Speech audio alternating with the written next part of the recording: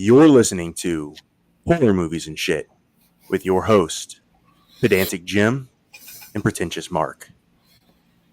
You're listening Mark, how you to doing? Um, hey, Jim, have you seen any trailers for this movie coming out Shut called up, Mark. Shut up. Long Legs? I am so sick of hearing about that movie. I'm so tired of it. Oh, so you've heard about it? A little bit, yeah. Okay. So, Mark, do you want to introduce our guest before we get into the garbage you've been tagging me in on Facebook for a week? Yeah, we can. Yeah, we have a special guest on today. We have Brian, and I will not say the name of your streaming service, right? Mometu? Momitu. Momitu? Mm-hmm. Mometu, however you want to say it, as long as you watch it. How did you come up with that name? So Momitu, a lot of concept names went around when we were kind of thinking of what we wanted to do with that, but we wanted to have a place where it was for filmmakers. So the Mo is actually the more opportunities for filmmakers. The me came down to us hand curating content. So we wanted to make sure we weren't using algorithms to provide content to users. So that is me. That is literally us sitting on your couch with you and helping you get accustomed to films that you may or may not have heard of, underserved content. And then the two is you. You is in Latin, Spanish, French, Italian, Portuguese, and actually Hindi. And the you is just the user, right? So Mo Me Too came out. So more for me and you. There you go. Very cool. So, Jim? Mark, have you explored the library on Momitu yet? I have not. You're Have you? useless. You're useless. You're dead to me, Mark. You're dead to I me. appreciate your honesty. Go on. I'm not going to lie. Mark hates movies. He doesn't watch them if he doesn't have to, even when they're free. Yeah. I respect it. You know what? Mark, what are you into though? I'm a big horror nerd. He is. Don't listen to Jim. Jim's is full of shit. I I know. only say that because we have channels on our platform too. So if you're looking for like music channels, like you can listen to JBTV. If you like comedy, you can go watch Humor Mill. You can put some stuff on in the background and still enjoy yourself. If you like cooking, we got a cooking show called Cooking Panda, and it's just 24/7 cooking shows. Is So- Cooking Wow. Pandas legal? Cooking pandas are legal. No pandas were harmed in the cooking process. Interesting. That could be fun. Like I'm just picturing two people in panda suits just cooking in a kitchen. That's exactly what it is. Yeah, you have to go check it out for yourself though. Just to make I sure. will have to because That that's just sounds amazing. amazing. That does sound amazing, doesn't it? So Mark is a big history buff. Yes. He loves, especially World War II, right, Mark? Well, actually, I like all history, but really like ancient Rome and Greece are kind of the areas I like the most. Yeah. The whole Super. time how often do you think about the Roman Empire? It's every day, 3 times a day for Mark. Oh yeah. He Et thinks tu, about that more Jim? than he thinks about sex. What? Et tu, Jim? No, not so much. Yeah. Well, Mark, and you'd be really interested in all the documentaries that we have. Oh yeah. So we actually have a full category of documentary. I was just looking it up real quick to make sure I didn't get the name wrong, but in our documentary section under genres, you can find Facing the Axis of Darkness, and it's a bunch of stuff about World War II, about Hitler, Mussolini, Nazis, Holocaust, all that stuff. So it takes you down a whole rabbit hole of documentaries about all that stuff. I do like a good documentary. Yes, you do. It's either that or baby metal, right, Mark? He has this thing for baby metal or whatever. shut up. Baby Metal is great. Yep. That's the Japanese. Is a Japanese band, right? Yep. Yeah. Jim's Yacht Rock. So do you have a channel dedicated to yacht rock? I don't think we do, but we got some cool documentaries on musicians you can check out. But I don't You know if guys we have have. cheesy. You guys have cheesy '80s comedies, so we're good. Oh yeah, That's got that easily in spades. absolutely. They even, believe it or not, Mark, I found a Wes Craven film that I had never seen before on Momitu when I was surfing the other night. Oh, But Nightmare I on Elm turned- Street. Yeah, Nightmare on Elm Street. I've never seen it before. It's Wes Craven's Chiller, Yes. and I turned it on and immediately fell asleep. I didn't even make it through the credits. There's I a was good like, advert. I must have been more tired than I thought I was. And that was a disclaimer that had nothing to do with Momi 2 or Cheddar. Correct. Wes Craven, No, it was- you're still a great director. Absolutely. No, it's actually a really interesting film because it was a made-for-TV movie. Mhm. Yep. I'm very excited. It's still on my list so that I can watch it later because I love Wes Craven. I'm a huge Wes Craven fan. So Brian, why did you decide to start the platform? So it was a group of us, but really the main thing kind of came down to there's a lot of underserved content out there, right? So there's a lot of great streaming platforms that are out there. I won't name any of them because I don't want to give them any airtime, but they're all amazing. But most of them use algorithms and they push their tentpole titles. They push content that is more so served and not underserved.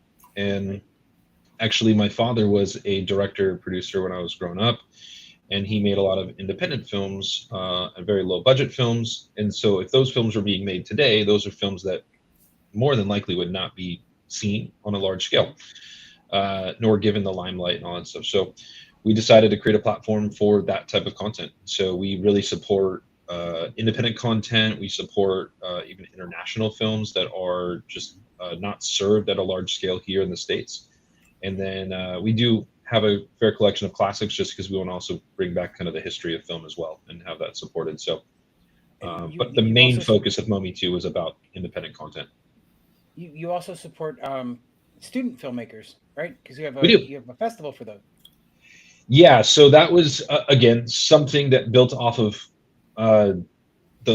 me growing up in the industry and seeing my father as a filmmaker and seeing like, well, what opportunities would he have had as a college student? He went to UCLA, went to film school there, and what opportunities would have maybe changed my life and his life if he had something like that to jumpstart him, right? So, actually, when we had the festival, it was on the 22nd of June. I was interviewed on the red carpet about this, and it brought me back, and it really made me think about, the root of why we created it, and to, one of the things that just came off the cuff, I talked about Steven Spielberg, and how amazing of a director he is, right? Done a lot of big projects. You may have heard a few of them. He went to Cal State Long Beach, then he went to USC for his master's, and he just an incredible filmmaker. But what other Steven Spielbergs could have existed if there was a festival that was strictly for college students? Right. And so that's kind of like the root of why I created it, why I founded it. And we actually take student films and put them on Momi 2 for an entire month, give them more exposure than they ever would have had with their film. Right. And then we invite the winners to Hollywood, and we had this, the live screening on Sunset Boulevard for their films for all the winners. And awesome. One of those films is actually going to be turned into a feature film now. It was an 8-minute short film, and because of the festival, someone backed that film to be turned into a feature. That's amazing. Mark? So, the thing with like students now and independent filmmakers, I mean, it's a great time to be alive for them, right? Because, cameras and everything else that used to be really expensive, really difficult to get. Now everybody has one, but there's also a downside, right? Because everyone's got a camera. So, how many entries do you take per month, or how many student entries? So the festival, if you're talking about the festival, yeah. Mm-hmm. So the festival is just once a year, and we have that centered around the school year, because a lot of the, I wouldn't say better films, but the more advanced films, and the ones that we take, because they have to be over 5 minutes to be in our festival, are going to typically be junior and senior thesis films. And so you're talking about students that, for most schools, are working on their project the entire year and having them ready for the end of their year showcase. So we match up with their school year. And we originally, in the first festival that we had, we only had 19 films. I think we had 22 films submitted, 19 that were selected. And this last festival, we ended up having 69 selections, and 38 different colleges and universities represented. Next year, we hope to grow that to 100 films and get it up to, many more colleges and universities represented, just to make sure that we're getting content from all over the country, and even in the different countries as well. We had one film that was submitted from Canada, and so we hope to do Canada. We hope to get some films from Mexico as well. We're focusing mainly on North America first because that's where Momi 2 is available. So, right. So how do you advertise? Do you like call up school districts, or is there just how do you do it? I don't know.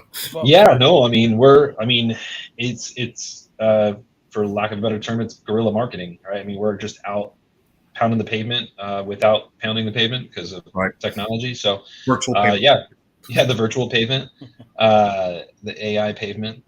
So we go to websites, we find the right people to contact, we do our research to find out which schools have film programs or film majors, and then we reach out to them to let them know.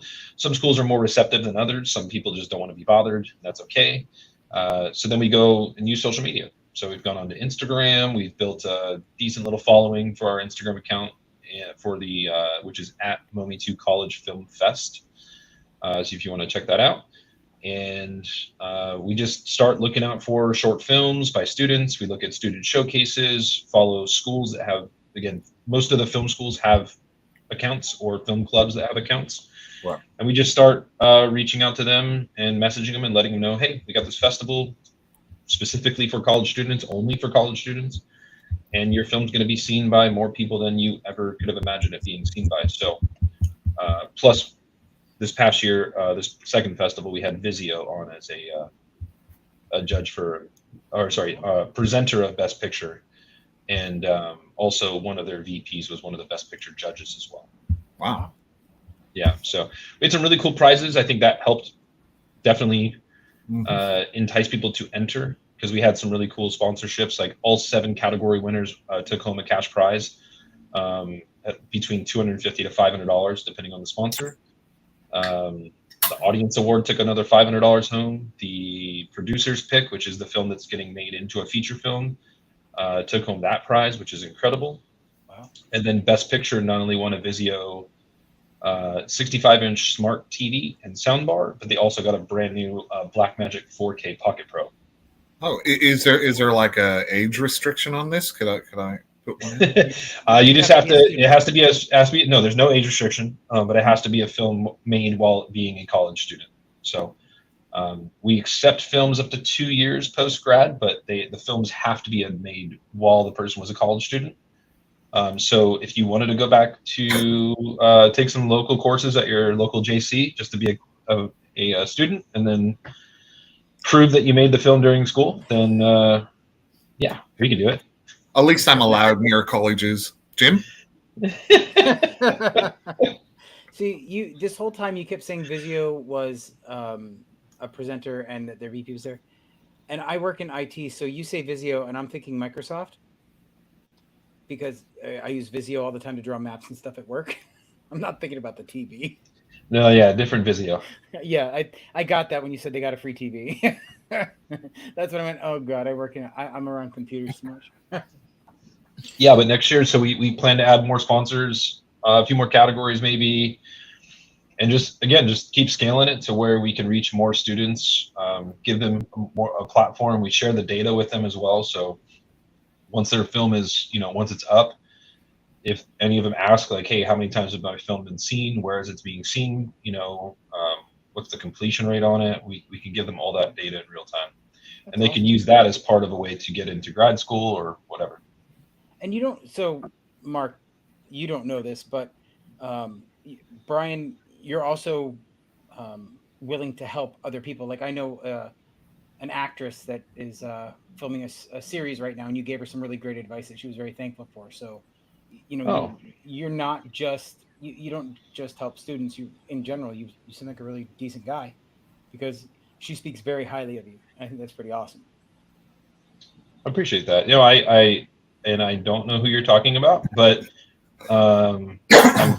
anytime someone needs advice that if I have any to give that could be fruitful for their careers, by all means. I mean, we should all be helping people, and there's no reason not to. I agree. Mark? Well, Jim's just shocked that some people like helping people. Yeah, I'm not used to people being nice. No, That's why I do exactly. a podcast with Mark. Right, exactly. Yeah. So, Brian, I have a niche idea for you for a channel. Okay. So I brought it up a few times. There's no dedicated service for extreme horror movies. How extreme we talking? Just as extreme as horror movies get. So Yeah, are I you mean, talking like ATRAs and Yeah, Mars there's- and that kind of stuff. There are some limits as far as like what we can put up, and that's mainly to do with advertisers. Right. So So being that maybe, we're maybe being that's that why. we're an advertising based company, yeah, it's difficult. That's why you're going to see more of those based on like subscription based platforms. Yep. Right. But it's not saying that it's a no, right? I mean, we cater to all eyeballs, so we have content across many genres. But yeah, I'm sure there's a possibility. You just have to look at it, and if there's certain scenes that need to be cut out, we cut them out, And or at Mark, least we can with the filmmakers, Right. permission. Mark, you don't know this, but Momito is where I found a guest we'll be talking to next week. Okay. Who's that? Vera Vanguard. Oh, Oh, okay. Talking to her Vera, about- yeah. we'll be talking to her about Apocalypse Love, one of my new favorite movies. I love that. I love that movie. It's so ridiculous in all the best ways possible. Yeah, Vera's incredible. Yeah. And again, she made something that is very unique and very niche. Yep. And we're giving it the limelight on our platform, and people are watching it, and it's a cool little 60-minute film. So if you haven't seen it and you're listening to this, make sure you go check out Apocalypse Love before the next episode. Right. But yeah, no, she's just an incredible person, and yeah, seeing puppets on screen, but in a way that's in real life, like it brought me back to kind of Forgetting Sarah Marshall right at the end of it, where the puppets and the vampire. So, except it's not a musical, but Right. it's the only way it could have been better. Vera, make it a musical. So Absolutely. And she probably could, because I could see Izzy singing. She was that arranged. Yeah, for sure. yeah, but no, she's incredible though. I've watched 3 movies on your platform so far, and one was Apocalypse Love, which I loved.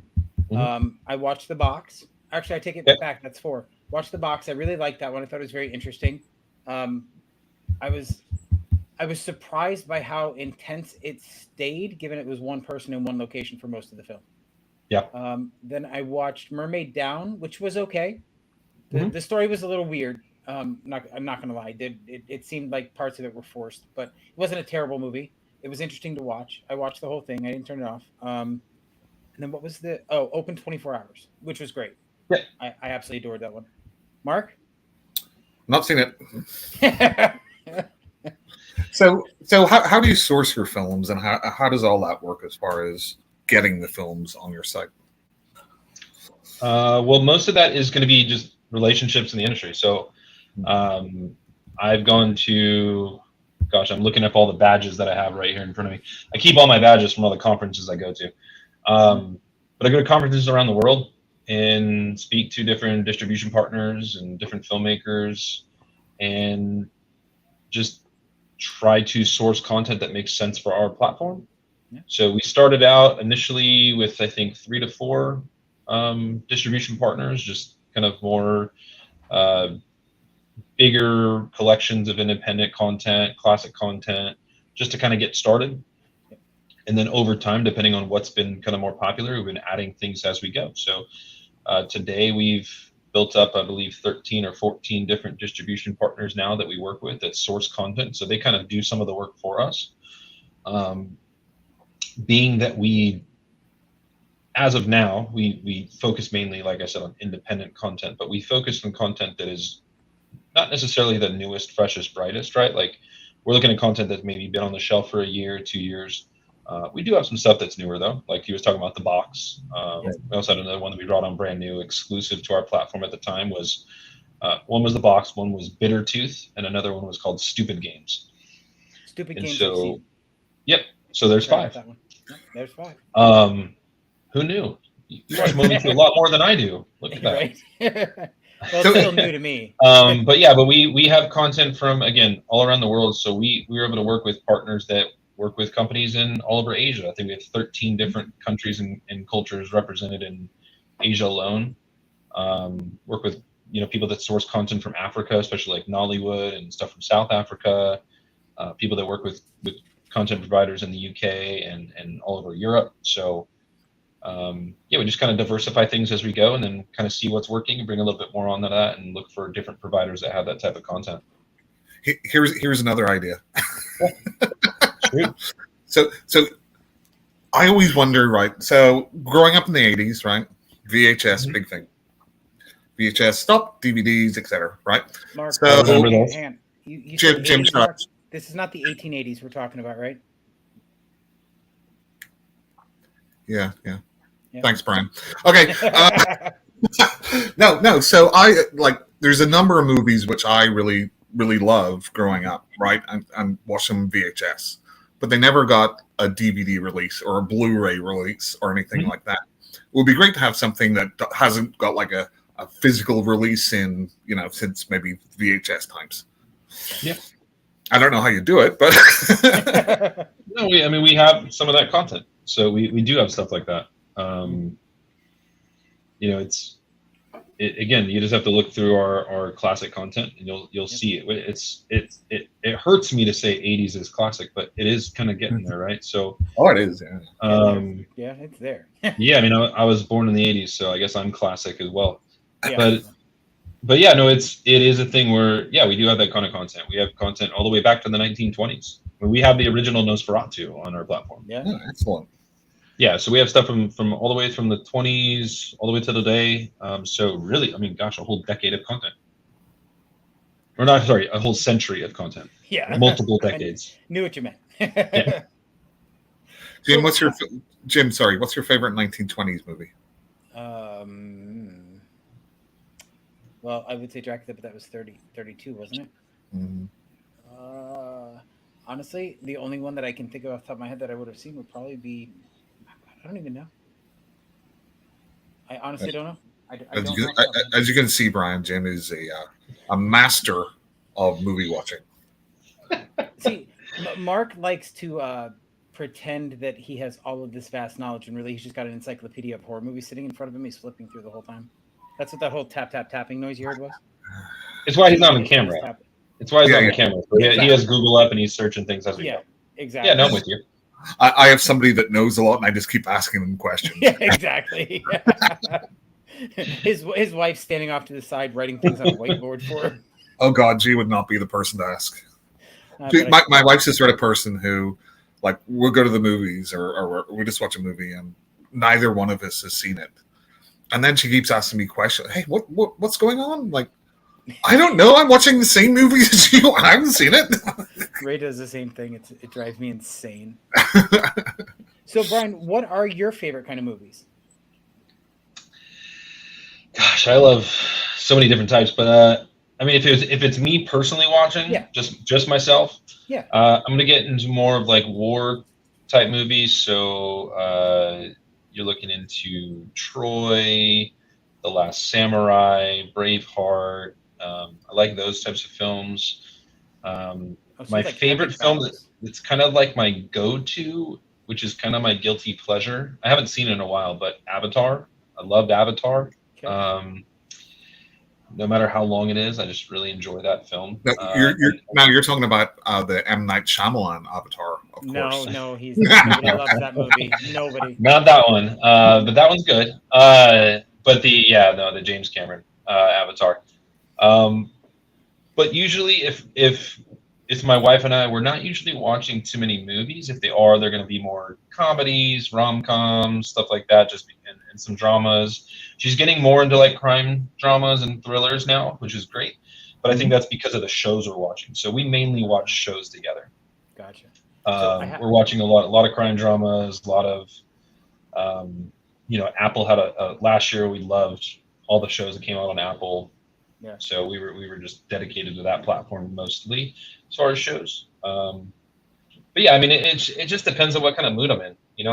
Again, comedies for me, the war movies or those epic types. I'm all about it. Gladiator, love those. Oh, yeah. That type of film, right? So And they're making a sequel to that, right? Mm-hmm. That's great. Ridley Hopefully they Scott. don't ruin it. I do have a 'Cause- recommendation that will combine your favorite types of movies and my favorite types of movies, though, if you Uh-huh. haven't seen it. Overlord. Overlord. Okay. It is a World War II movie. Are you a gamer, Brian? My brother is, so I know a lot about that. I know there's an Overlord game. That's why I was hoping that he would Well, say it's something actually- related it- to it. Yeah, it's more like Castle Wolfenstein. It's more like a Wolfenstein Okay. adaptation. So it definitely, if you're bored on a Saturday and have nothing better to watch, check it out. Overlord from of- 2018. Yep. Stars Kurt Russell's son. Yeah, I forgot Interesting. he was in it. I forgot he was in it. Wyatt Russell. Corporate I have a- Corporate Ford. There you go. I have a love. You know, I really enjoy this. I wouldn't consider myself a gamer necessarily, but I did game a little bit because of my brother. So, Spacecraft Starcraft, Spacecraft, Starcraft. Starcraft, and then Age of Empires 2. That was my jam. That was my favorite one by far. I'm not a gamer. Mark plays some horror games, but I play different stuff. Anyway, it was just because My brother's the total gamer though. I got him. So I live in Orange County, California, and we have the Blizzard headquarters nearby. So I was at a gala, a local charity benefit or beneficiary gala kind of thing going on, and one of the winning prizes there was a basket full of Blizzard items. Some of them were like signed, and so I made sure that I won that. Luckily, I was in a room full of people that were quite more mature than I was, so it made it a little easier to win that prize. And my brother was obviously quite excited about that. That's awesome. Blizzard's got some money. A little bit. Their compound is really cool. You can't get in there; it's all gated off, private entrances, all that stuff. But I got to tour the facility, and man, the things that they have access to, the sleep pods and all the different gaming rooms. I mean, it's unreal. Like the testers, they live the life. I mean, the testers live the life. So I may or may not have a friend that works at a gaming company in California, and Mm-hmm. he worked on an expansion where they threw Jason Voorhees into a game, and we have done nothing but give him shit because the only commercial for it has Jason moonwalking. So we all blame him for Jason doing the moonwalk. That was the Jason moonwalking thing. Okay. Yes. I heard about that. I was just wondering what that was. So now it makes sense. We still give him shit to this day. Mark, how do you feel about I'm Jason shocked moonwalking? Well, Jason was in space, He was? Yeah. So he might have learned. so he could have literally moonwalked. Could he have though? Because didn't he? Could you moonwalk on the moon? Well, I don't know that he could moonwalk because Earth had been destroyed, right? No, It was- Earth Well, it was wasn't. It was uninhabitable. It wasn't really destroyed. No, that's not true. Yes, it Anyway. is. How was it? How was it made uninhabitable? I don't know. I was not in the movie universe, Mark. But they were exploring Earth, and that's where they found Frozen Jason. That's the crux of the movie, Mark. Sure. I love how you guys are like a younger version of Grumpy Old Men, the movie. Yeah, I pretty just much. love that. Yeah. Well, Jim's closer to that age, Mark, you're 7 months older than I am. and I just many, have more gray hair. many years more mature, Jim. Yeah, that's it. Perfect. Anyway, Mark, what's next? What do you got next? What do we have next? We have charades. Your next question, Mark. Your next question. So, Brian, why don't you plug as much as you can your channel? Like, where can we download it? You keep saying channel. It's an app, Mark. Well, It's streaming. okay. I would have corrected him. Don't worry. No, but I mean, some people call them channels. Yeah. Tomato. Our channel or our app or streaming service or whatever you want to call it. Mometu. So Mometu. There is no N. There is no M. It's not momentum. It's Mometu, and you can download it on pretty much every device that's available in North America. So. I say pretty much just because there's some devices we don't cater to, especially like gaming devices like Xbox and PlayStations. But we are pretty much available on every major streaming device or CTV device. So you're talking about Roku, Fire TV, Apple TV, Android TV, and then we are also available on smart TVs. So Samsung, LG, Vizio, which is one of our partners for the festival, and you can find us on Sony's, which is more so through the Android device because it's a Google Play Yep. Store. Yep. TCL and Hisense because most of those are Roku televisions. And then you can actually take us on the go as well. You can download us on your mobile device, so Apple and Android phones. And then if you don't want to leave your computer, you can watch us on the web as well.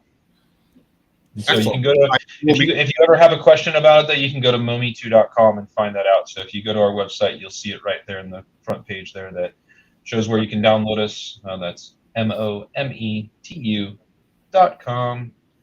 I was thinking about Jeff Dunham when the .com. Yeah.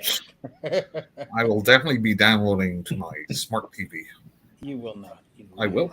You will not. What kind of TV do you have, Mark? It says Sony. Perfect.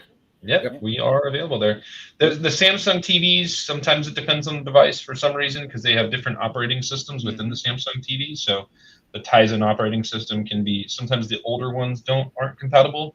Yeah. And that's the same thing for Fire TV. Fire TV, I think devices 2016 and older are not compatible just because we're a newer app and we don't cater to the older devices. So what are your future plans for Momi2, Brian? Future plans is keep going it one day at a time for now. We do want to do some exciting things such as like originals and more premieres of films on Momi2 that are obviously indie films that are may more than likely if they got onto another platform they wouldn't get the love that we'll give them. Right. I think we're going to stay North America. We're not really planning to expand internationally quite yet. Mhm. And again, just continue to support indie filmmakers for now. We're going to continue to grow, the platform, the film festival to support the platform.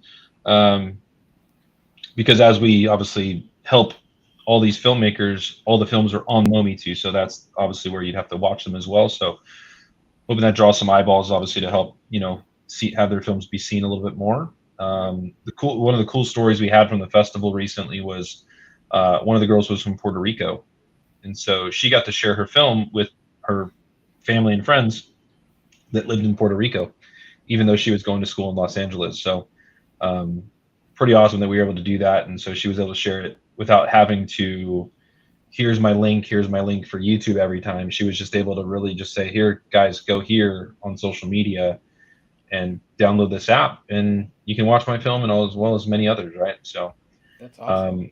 there is another project that we're coming up with soon that I can't really talk about, but what it's going to do is support the more mature independent filmmakers, so not college students.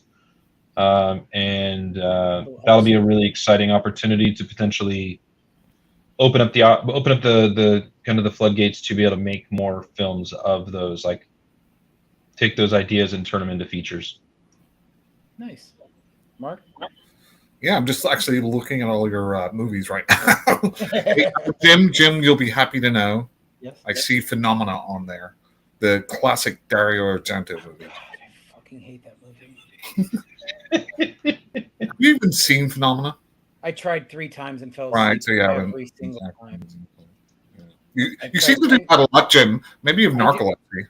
Maybe. I do love Jennifer Connelly. It's the only reason I would watch that movie, but it's so boring. It's so boring. No, you're boring. Yes, I am. And that's why there's more than one person that uses our service, because I'm sure there's some people that really love that film. So Yeah, most horror fans do.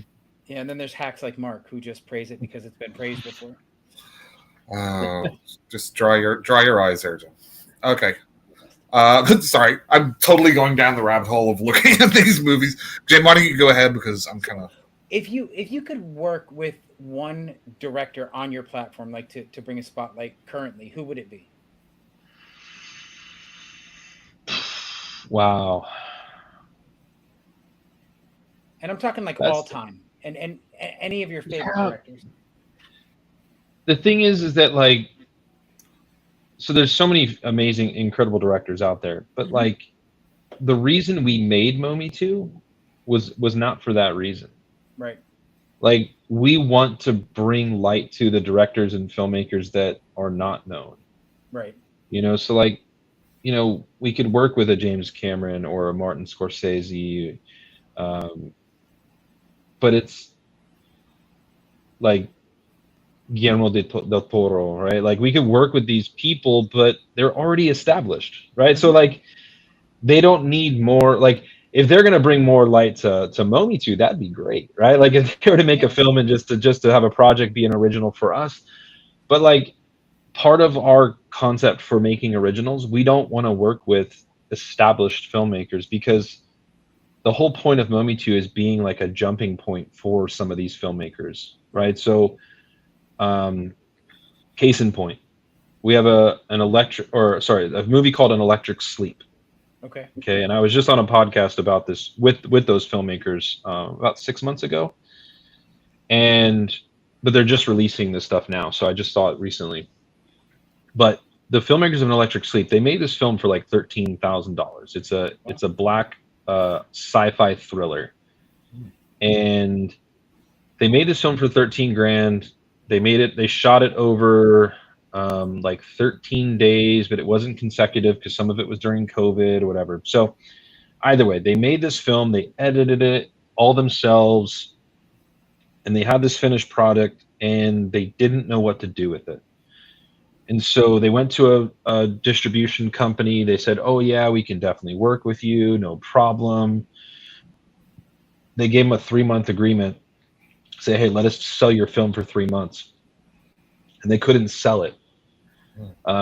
During that time, they actually were in a film festival with their film, the Silicon Beach Film Festival. And being that I just wanted to support them as filmmakers, literally had no intentions of doing anything else but just going to the movies with my wife. We went to LA. We had dinner. We made it a date night out of it.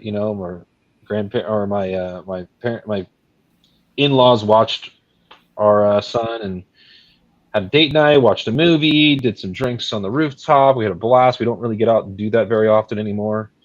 And these filmmakers just like appreciated that I just took the time to do that and support them and being filmmakers. So when their deal was up, they came to me and just said, hey, you showed some love. We'd love to have our film on the Momi2 if you'd have us. And I said, absolutely. So I got him with a distributor that I knew that we already work with, so we can get it onto our platform. But I didn't want it to just end there. So we put it on Momi2, we premiered it, we had it on there for 3 months exclusively, did a press release for it, we did some primetime spotlight on there, did some social media stuff with it, and got a lot of eyeballs on that film. Fast forward 2 months after the release, their film got seen by a producer. Producer loved what they did. They said, hey, if you had a little bit of a larger budget and you have a project, could you make that project? And they're like, absolutely. So greenlighted their second film. Wow. They made it. It's currently in post right now. I don't know when it's going to come out yet, but that jump started their career to be able to make a second film, and they have a third film that's already kind of planned in the works. Wow. So again, that's just one example of like a filmmaker that I had never heard of, right? That I just met at an event, ended up going to their film festival, and it turned into something that really changed their lives. At least it's starting to, right? It hasn't fully changed their life yet, but right. It got it moving a lot quicker than it probably was at the time. Yeah, and it got doors open for them. That's great. Yeah, and then we had the movie Stupid Games, another example of filmmakers I had never met before. Happened to go to a screening for a rom-com that I ended up meeting them at, and I met the producer of their film, and he's like, hey, we got this film. It's a $10,000 budget. Pretty phenomenal what they did with 10 grand in 6 days. I mean, Stupid Games is, if you haven't seen Stupid Games, go to Momi2 and check that one out. A lot of 90s nostalgia vibes there. The lighting was incredible. And if they had a bigger budget, man, what could they have done with that movie? It would have been, the concept of it was great. Would have been better than Tarot, that's for sure. But yeah, so with that film, again, we had it 3 months exclusive. We just ran out the exclusivity at the end of June here, and but it's still on Momi too, so you can go watch it there still. But their film was made for 10K. Probably would have been on other platforms. It's definitely good enough to be on other platforms, and I'm sure it's going to be. But because we gave it a little bit of limelight, we did a premiere for it in Hollywood. We did a premiere down there, had like a 300-person theater packed out. Press release. We did some, got a bunch of people doing reviews for it. And fast forward now, they have a second film in the works for potentially Stupid Games with a 2. Like, so ST, instead of the TU, it's going to be a 2. So Stupid Games. That's going to hopefully be made. I think they have another project that's already in the works with another production house. Nice. And so just by giving a little bit of life to something, it really jump-started their career. So I hope to be known for that. And if we can continue to help more filmmakers like that, I think we can probably grow a lot more, add more films exclusively for even just a short period of time on our platform and showcase them. And, Do you? sorry, and Jim, we've interviewed a number of independent filmmakers. Have we? So, Brian, if they wanted to reach out to you, they just shoot you an email or find you on social media and just say, "Hey, are you interested in the movie?" Okay. Yeah, you can go to our website, momi2.com. You can go to there through our support email, or just go to support@momi2.com. You can catch us on Instagram or any social for at that matter, but Instagram is the easiest way to get a hold of us, I would say. So that's going to be @freemomi2. And I say go there just because it's also the fact you get to kind of see what we're doing with other films and other films that we're spotlighting. And it doesn't hurt. Give us a follow, comment, like, share, do whatever you can with our content to make sure it reaches as many people as possible. Not that I'm doing my marketing piece there, but just reach out to us. You can find me on LinkedIn. If you see my name there, you can find me on LinkedIn. Reach out to me there, however you want to. Come knock on my door if you know where I live. Invite you in for dinner and see how we can get your film out. If you have a project already made and you're looking for a place for it to be housed, we're right here for you. We don't. I will disclaim that little disclaimer. We don't make films. Right. So some filmmakers come to me and they say like, "Hey, I'd love to, help get financed and produce it," and we don't do that. Not yet, at least. We're not doing originals yet. Hopefully, that'll be part of our ball game for 2025, though. So, you mentioned you go to film festivals a lot. Is there a film that you really would have loved to have landed that got away from you? No, not yet. I think films are going to go where they're supposed to be, and if they make it onto Momi2, they'll be there eventually. We're pretty patient in that sense. I mean, we have like 10,000 titles, right? So yeah, we have a lot of content on Momi2 already. And again, I'm one of those people that if you want to work with me, you want to work with me. If you don't, you don't, and I'm okay with that. But I think the people that really see the vision of what we're doing, and we're still in the early phases of Momi2. I mean, we just relaunched our app. Once we upgraded our technology, we relaunched in October. Okay. Right, so it has only been about 8 months. Yep. And so we're still early on. I mean, the film that's going to be made into a feature film from our festival, we're hoping that we'll be able to premiere that in 2025. Nice. Hopefully be able to premiere the trailer at the next festival and then premiere that film all together as a whole.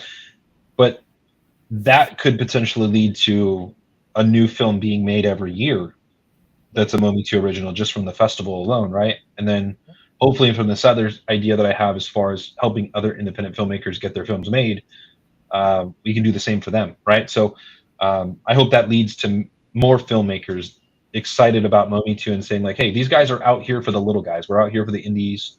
There's a lot of eyeballs for indie films too. So we just have to kind of be that home for them. And then guess what? While you're on our platform, you can watch a lot of other cool content too. Yeah, that's true. Mark? So I've fallen down the rabbit hole, Brian, of the niches. I love it.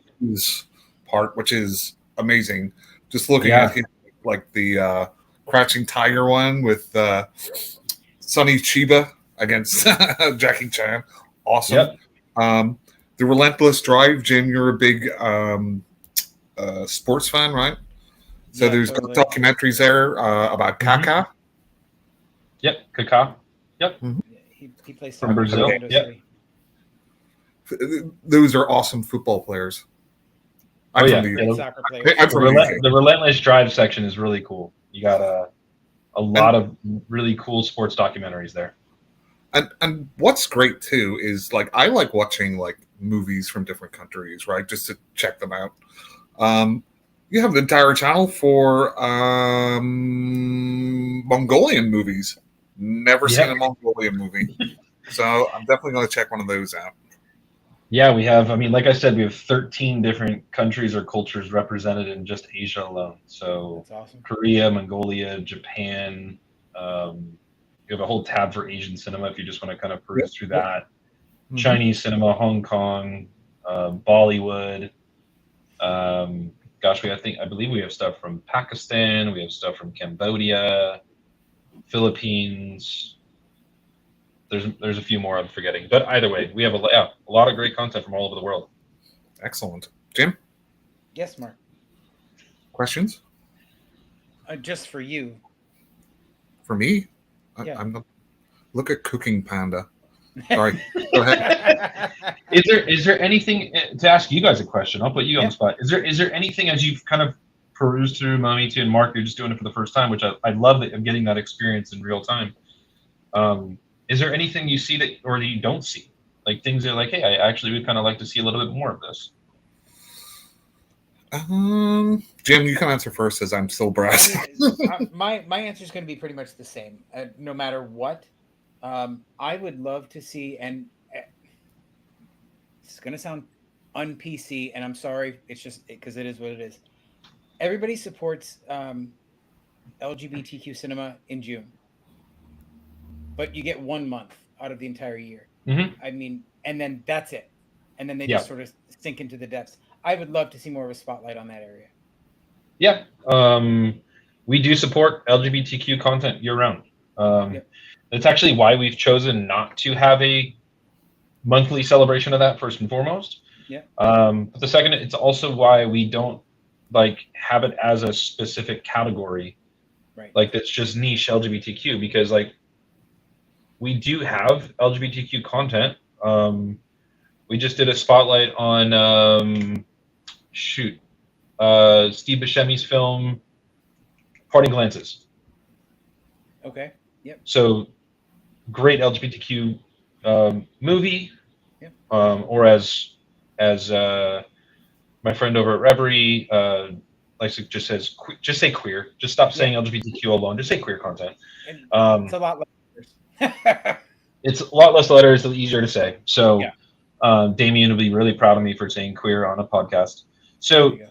just queer content alone, like we have it mixed in with everything. Because to be honest, like as I personally see it, like why should there be even a section for it?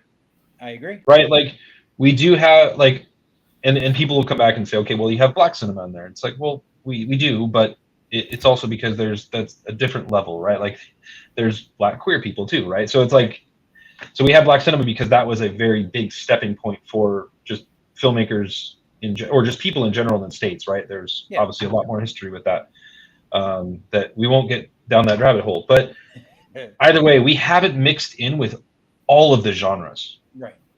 Because it's just normalized. Like it is just, it's there, right? And so if you want to just watch queer content though, go to Reverie. Reverie's a great platform that's just queer content for queer people.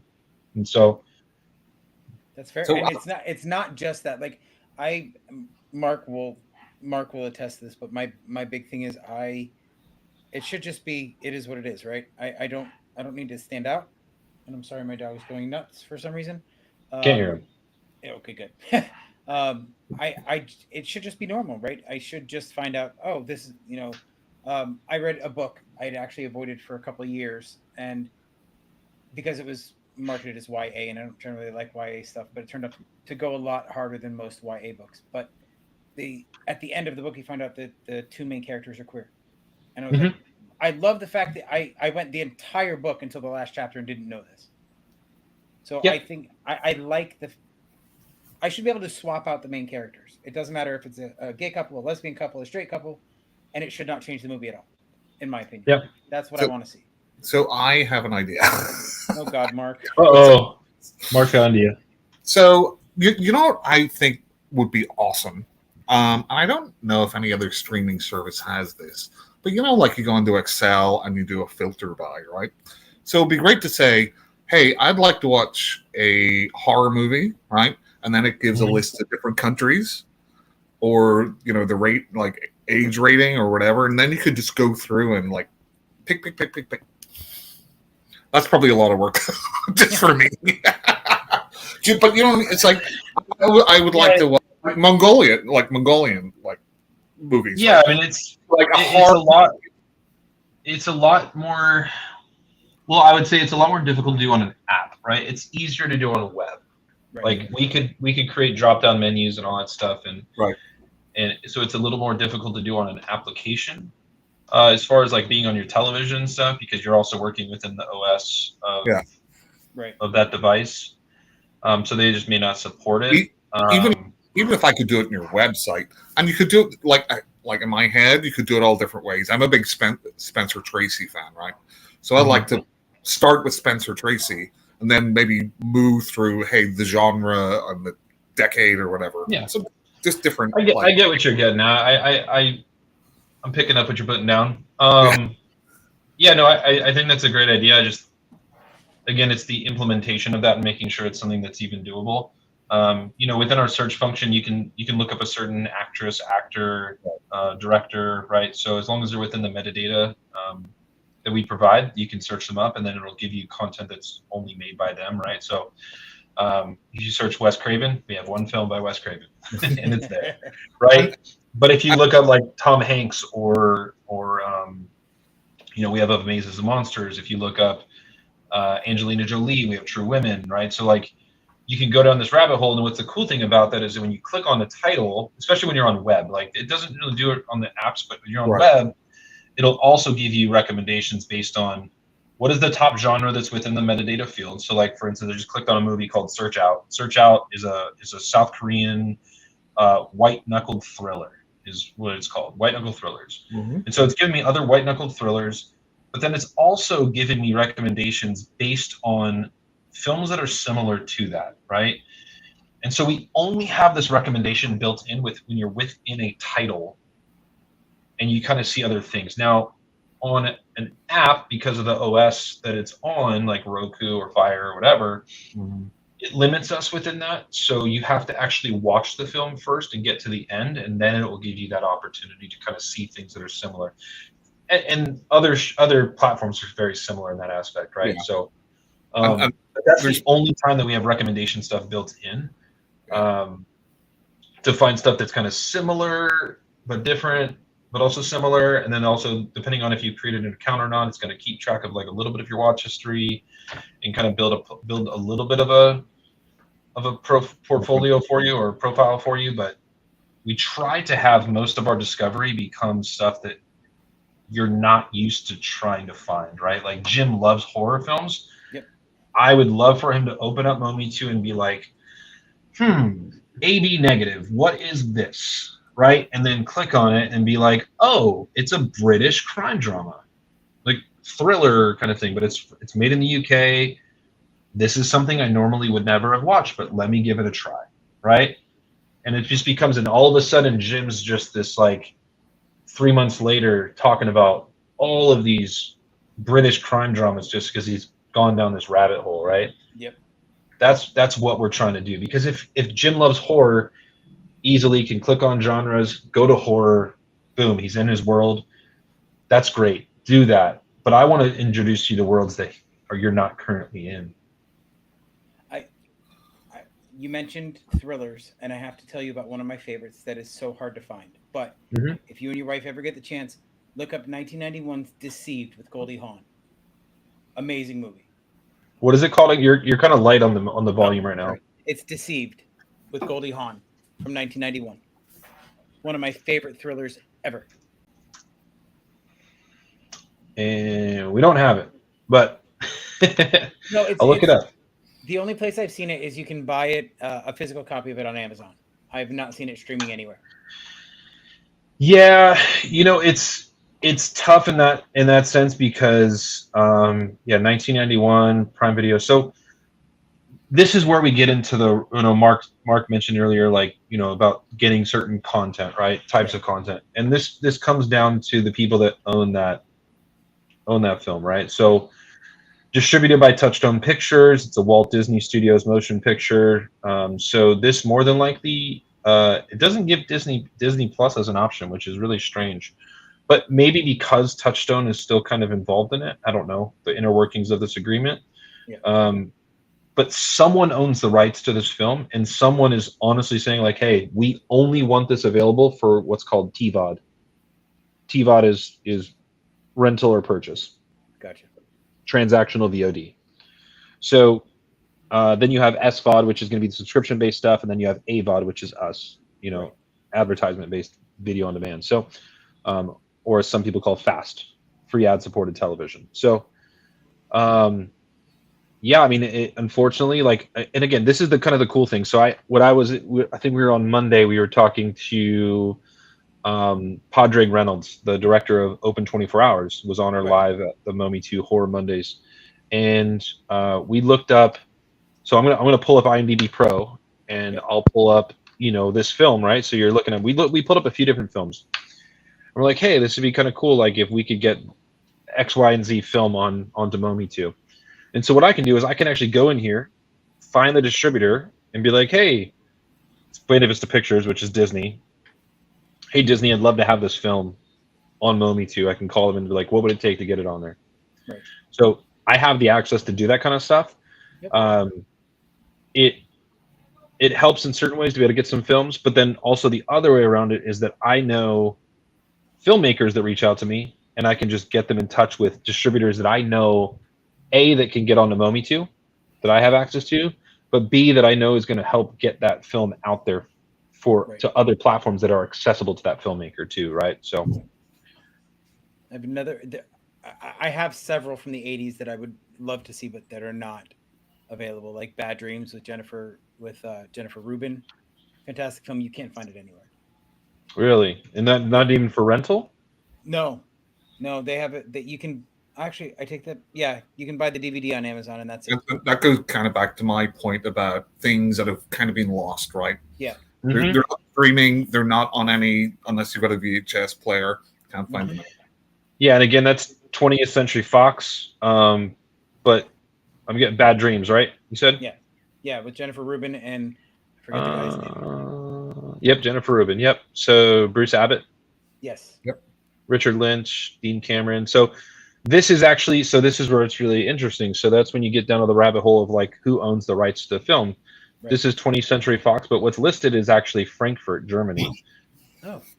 Right. Okay. So this may be a film that's only available for other devices in other countries, and it has not been made available to America other than renting it or purchasing it. Right. Same way with One Dark Night with Meg Tilly. I just bought the Blu-ray for that one. There was a time in the 80s is a really big cutoff of the 80s and 90s where a lot of those films, they either made it to the future or they didn't. Right. And so some of them are just stuck in this hey, you got to rent it or buy it. Right. That's it. Yeah. That's unfortunately true. If you didn't watch it in the theater, right, when it first came out. So. Right. Absolutely. Mark? I have another niche for you. Okay. So good so bad it's great. Yeah, that's a good one. Yeah. No, we've talked about that. Actually, there was a streaming platform that made its mark specifically on B movies. That's it. Yep. It was all B movies. What a cute little puppers. Love it. He's very needy. They all are. So yeah, we have kind of that. We have some of that on our platform of B movies. Again, but that's part of like the whole. I'm not going to say independent movies are bad, but like we specialize more of the underserved independent films, right? So films that there's a lot of great indies. Like A24 is technically indie, right? But Yeah. A24 is like, I would consider a big studio now, even though they are independent. Yeah. They've just grown so much, right? So, but there's a lot of like independent films that just unfortunately either don't have the right actors, if they're, they're not SAG, they're the budgets are limited, the distribution is limited. So those are the ones that like, hey, we need to give them an opportunity to shine because they have a story to tell. They could show that they're an incredible director, and they just need a little bit of a bigger budget, right, to work with. And I think the cardinal sin of movie making is for the movies to be boring, right? Yeah. Yep. So either they're really good and entertaining, or you have to put a lot of thought in it. They're entertaining, or they're so bad they're entertaining. So I mean, they're all a win for me. Like I don't really. There's an audience for everyone. I think when you look at like, there's some, even just within the horror community on TikTok, there's some horror viewers that really stick to big studio titles, premieres in the theaters, right? And some of those have some of the larger followings, because they're specifically out there for the masses, right? People that only care about, I would say, pop culture type films, right? But films that you're going to see on billboards and things you're going to see on commercials, right? And then there's a lot of reviewers that are all about the ones that are never seen. I think, Ian Van Gould talks a lot about, he's one of the TikTok creators. If you don't know him, follow him. But Ian talks a lot about the low budget indie films. Like his favorite film this year is Blood Gorge, that's on YouTube, and it was made for $600. And it's a great little 40-minute film. I thought it was phenomenal. I think those filmmakers could be very successful if they had a little bit of a larger budget. And I'm actually talking to them to hopefully, not only bring on Blood Gorge, but help them get their next film made. That's awesome. Mark, you'll meet and Ian so- next month. You guys having Ian on as well? Yeah, we are. Yep. That's awesome. Yeah, Ian's great. But he also, one of the things that he likes to say is that like the lower the rating on IMDb, the more that movie is probably for him. So he did a series where he only watched Momitu films, like for a week or so. Yeah, he did a It was week just- with Momitu right, films. so Yeah. he was doing that. What I appreciate about Ian is he always gives an honest opinion, whether he loves the movie or hates it. And that's what I look for when I'm watching somebody do reviews and stuff. And I try to be the same way, though. I've been working. What are you laughing about, Mark? Oh, you're funny. Anyway. No. Come on, spill. What are you talking about? So your honesty, Jim, is if I'm nostalgic for it, it's a 9 out of 10. If I've seen it after my childhood, even though I love it, it's a 4 out of 10. That's how you read movies. That is not true. That is true. That is not true because we've just talked about a movie that I saw less than a month ago that I absolutely love. So Brian, I'll give you a hypothetical here. So if I said, pick the top 10 movies that you love, here we go. Would they all be 10 out of 10s for you? Like for you specifically, I don't mean objective, like somebody be like, oh, no. This is entirely subjective, and Mark is trying to prove a point. I mean, yeah, if I was going to choose the top 10 movies of all time, then I would say they're all going to be probably 10 out of 10s or 9 out of 10s for sure. Right. So Jim is some of his top 10 movies are like 6 or 7 out of 10s for him. That is so not true. There's no, it is true. No, it is not. You're pissed off because of one movie. You're pissed off because I said Event Horizon was in my top 10 of all time, but I rated it as 6 because the special effects don't hold up.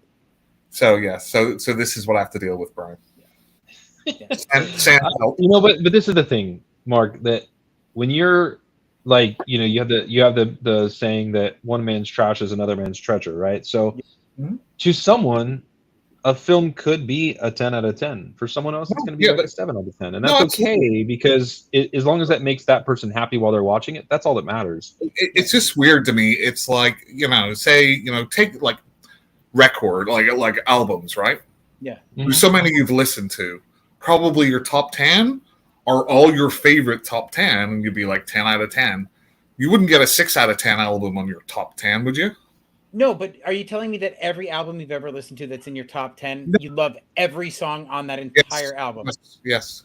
I disagree. Okay, let's move on.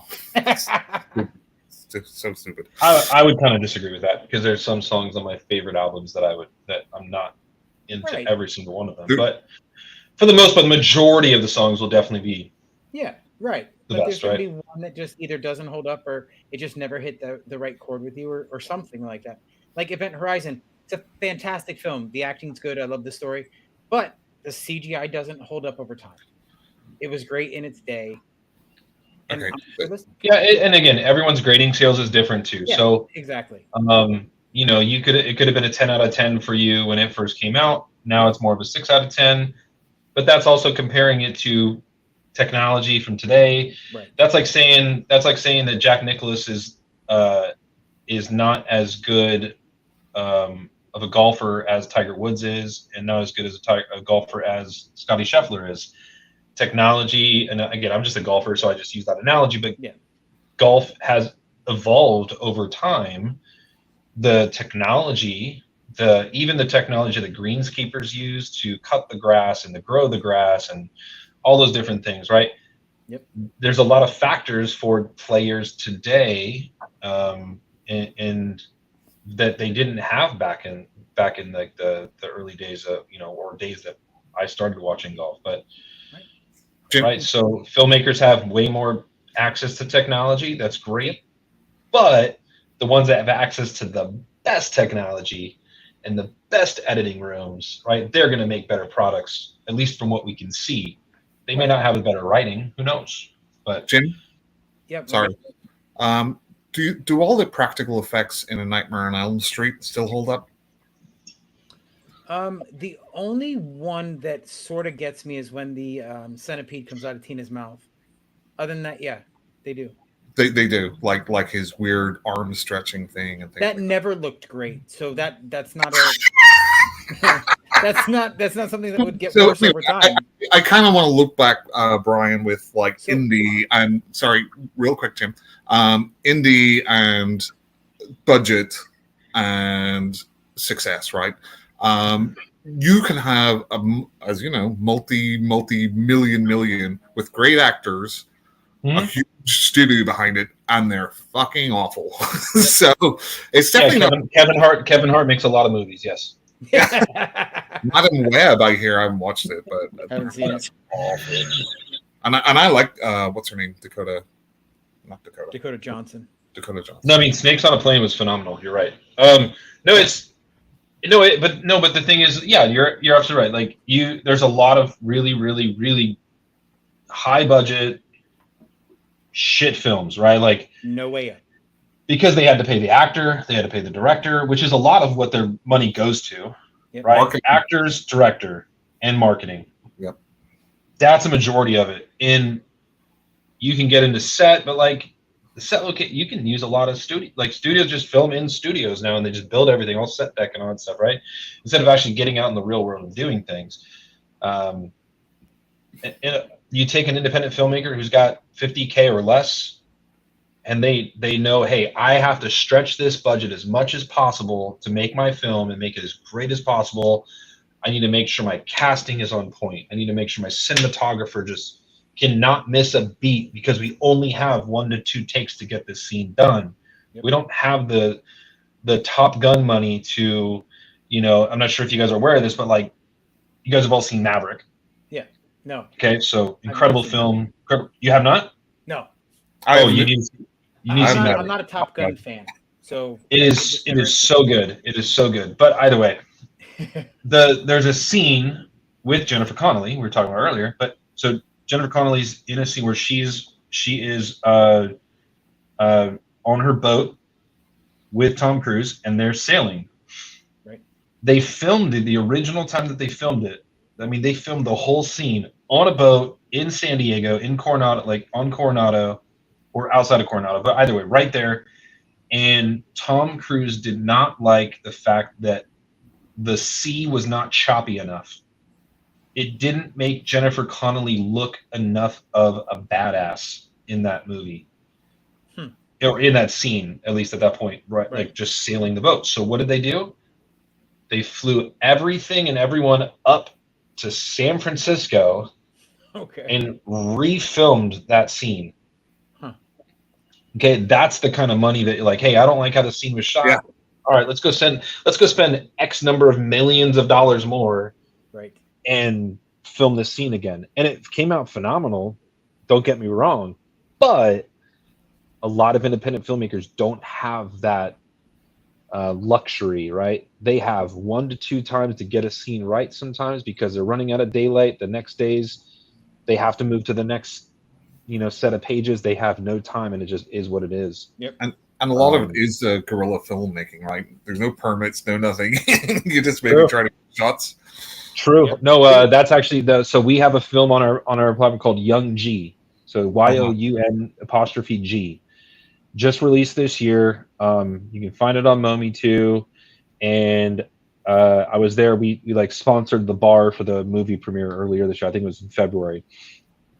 And great indie film, written, directed, produced, and starring the same person, right? Mikkel Shannon Jenkins, who is also in Paper Tigers. So his son was the main lead, who is Young G. And so they were filming this one scene in an alley in the San Fernando Valley, and they have like these fake guns. And so they're filming this scene, and the person that they were behind, like their home person, came out into the alleyway with a gun and said, "Get the fuck out of here. Like, do not have this in my neighborhood," kind of thing. Like, and go find another neighborhood to film this in. Like, kind of. And I mean, they were like scared for their lives. Yeah, I can imagine. They didn't know what was gonna happen. And that's indie filmmaking, right? Like, you don't have a permit to be anywhere. You just find an alley, you think it's good, you find the good lighting, and you're like, okay, we need to get the scene in. Right. And then shit went sideways, and they had to kind of move and make it happen another day. So I always think of Larry Cohen as kind of like one of the first great guerrilla filmmakers. But then what was that one that they went to like Disney World and they shot like a horror movie in it? What was that called? I don't remember, but I know what you're talking about. They didn't have any permits or anything. They kind of, it was like a stalker movie. They just filmed it while they were in the theme park. Yeah, it wasn't even a stalker film. Like the family just goes crazy and starts falling. Escape from Tomorrow. That's it. Yep. Yes. Escape from Tomorrow. They had no permits. They filmed it while they were on vacation at the park. That's wild. Yeah. That's so wild. Yeah, I mean, and again, sometimes that's what it takes to make a film. Hey, you don't have the budget, and you just got to make your first one. You just got to make your first one, and then hopefully it gets seen by the right people. So, right. And that ties back into our festival that we're doing. From the beginning of our conversation here, it's just like, hey, giving someone an opportunity, right? Just giving them their first chance to be seen, and you never know what's going to happen. The cool thing that I can't say which films, but of the 69 films, one of them won the award to have their film made. Right. There's 2 other ones that are going to potentially be made as well because they were seen and their stories were heard. And that's awesome. Now they potentially could have their first feature. So 3 people out of 69 could have their first feature films being made. Wow. And I will say, like, as far as like independent or lower budget, I think the horror genre is maybe the most successful. If you look at easier to do, Halloween, Blair Witch Project, Paranormal Activity, all these ones that make so much money, and they're just little indie movies. Obviously, Halloween was a bit more professional, but John Carpenter was still young. Yeah. Mark, it's easier to do. You're not having to work with lighting as much. Like you are, but it's a little easier. Yep. You're always working in the dark, right? So you can get away with more things. And when you're fighting when you're doing daytime scenes, especially when you're doing indie filmmaking where you're not using a studio and professional lighting and this and that, you're using the sun, right? So like you can do some things with some lights and do some things with some shade and also that, and then obviously reflect light in a certain way to make the person shine more or whatever, right? But there's a lot of tips and tricks you can do, but for the most part, you're using the sun. You're using the natural. And so sometimes when you got to film a scene, you have one shot to film it, because if it's 15 minutes later, that sun's already starting to set and you're not at that golden hour and you're fucked. Yep. And it reminds me of famous horror directors like Sam Raimi, right? Evil Dead was zero budget. Peter Jackson, you know, both go on to do like Yep. huge Hollywood like trilogies and things like Yeah. that. Peter Jackson, who's that? No. But you know, a lot of it is, you know, they just had to come up with things on the fly, right? Whenever they're doing it, they're just like, okay, well, let's see what works. And I think that helps a lot. And so I think, you know, a lot of these directors that come from kind of the more indie scene kind of have to think on their feet a little bit more. And I think that helps whenever they go like into bigger movies. It does. Yeah, you have to if you know how to be creative and stretch a dollar when you have a budget to work with, Yep. and you have the right production team behind you to not let you get out of hand, you can really make some great stuff. And that those are the less than 1% that end up becoming the top filmmakers that we all know. And just so you know, we do have bad taste on Lomi too. A lot of bad taste. I hate that movie. Yeah, you can rewatch that on Lomi too if you'd like to. See where Peter Jackson kind of got his start. If you could get Meet the Feebles on there, that would be great too. We'll do our best. I have a friend I'm going to recommend he reach out to you. He's got a new film coming out. I was just thinking about that. It's a new horror film. I'm very excited about. Great. Yeah, I mean, again, we'd love to see, you know, trailers, pilots, whatever of films that we can get on there, and if we can help, just be the platform, right? Just not have it just be something where you're on YouTube, right? It can be seen by a few more people, and you can still keep it on YouTube. It's okay. But the cool thing is that I have relationships with other distribution companies that we work with, right, that would be, you know, eager to sign fresh content and help you get it onto platforms if it's to the quality that it can. His newest movie is very timely. I'll just say that. So Brian, we'll be talking to him next month, Mark, too. Yeah. So Brian, you probably have like analytics behind like how many people watch a certain genre or movies or anything. Is there anything that you've kind of noticed, any patterns? And does that influence what you put on there? It kind of does. Yeah, I mean, the more popular a certain genre is, the more that we'll try to either bring new content in or refresh stuff that's not being watched, right? Like, right. You know, horror just being that's the kind of the hot topic here, right? With that's where I met Jim, was through the horror community and TikTok. Yeah, we look through that now and say, okay, well, what's being watched, what's not being watched. It's still too early on to like kind of decipher that stuff because it's only been 8 months. Okay. So we wanted to give our platform a full year of data before we started kind of making those major decisions to remove content, right, and to bring more of certain types of content on. I only say that because like the typical user or the avid user of our platform is probably only going to watch horror movies, you know, during 1 month of the year, right? Yeah. The casual user, right? So, Mark. And the same thing for holiday films, though, too, right? Like we have some holiday films, but we really showcase them more in December, right? A little bit in the beginning, pretty much right after Thanksgiving, and just let them roll.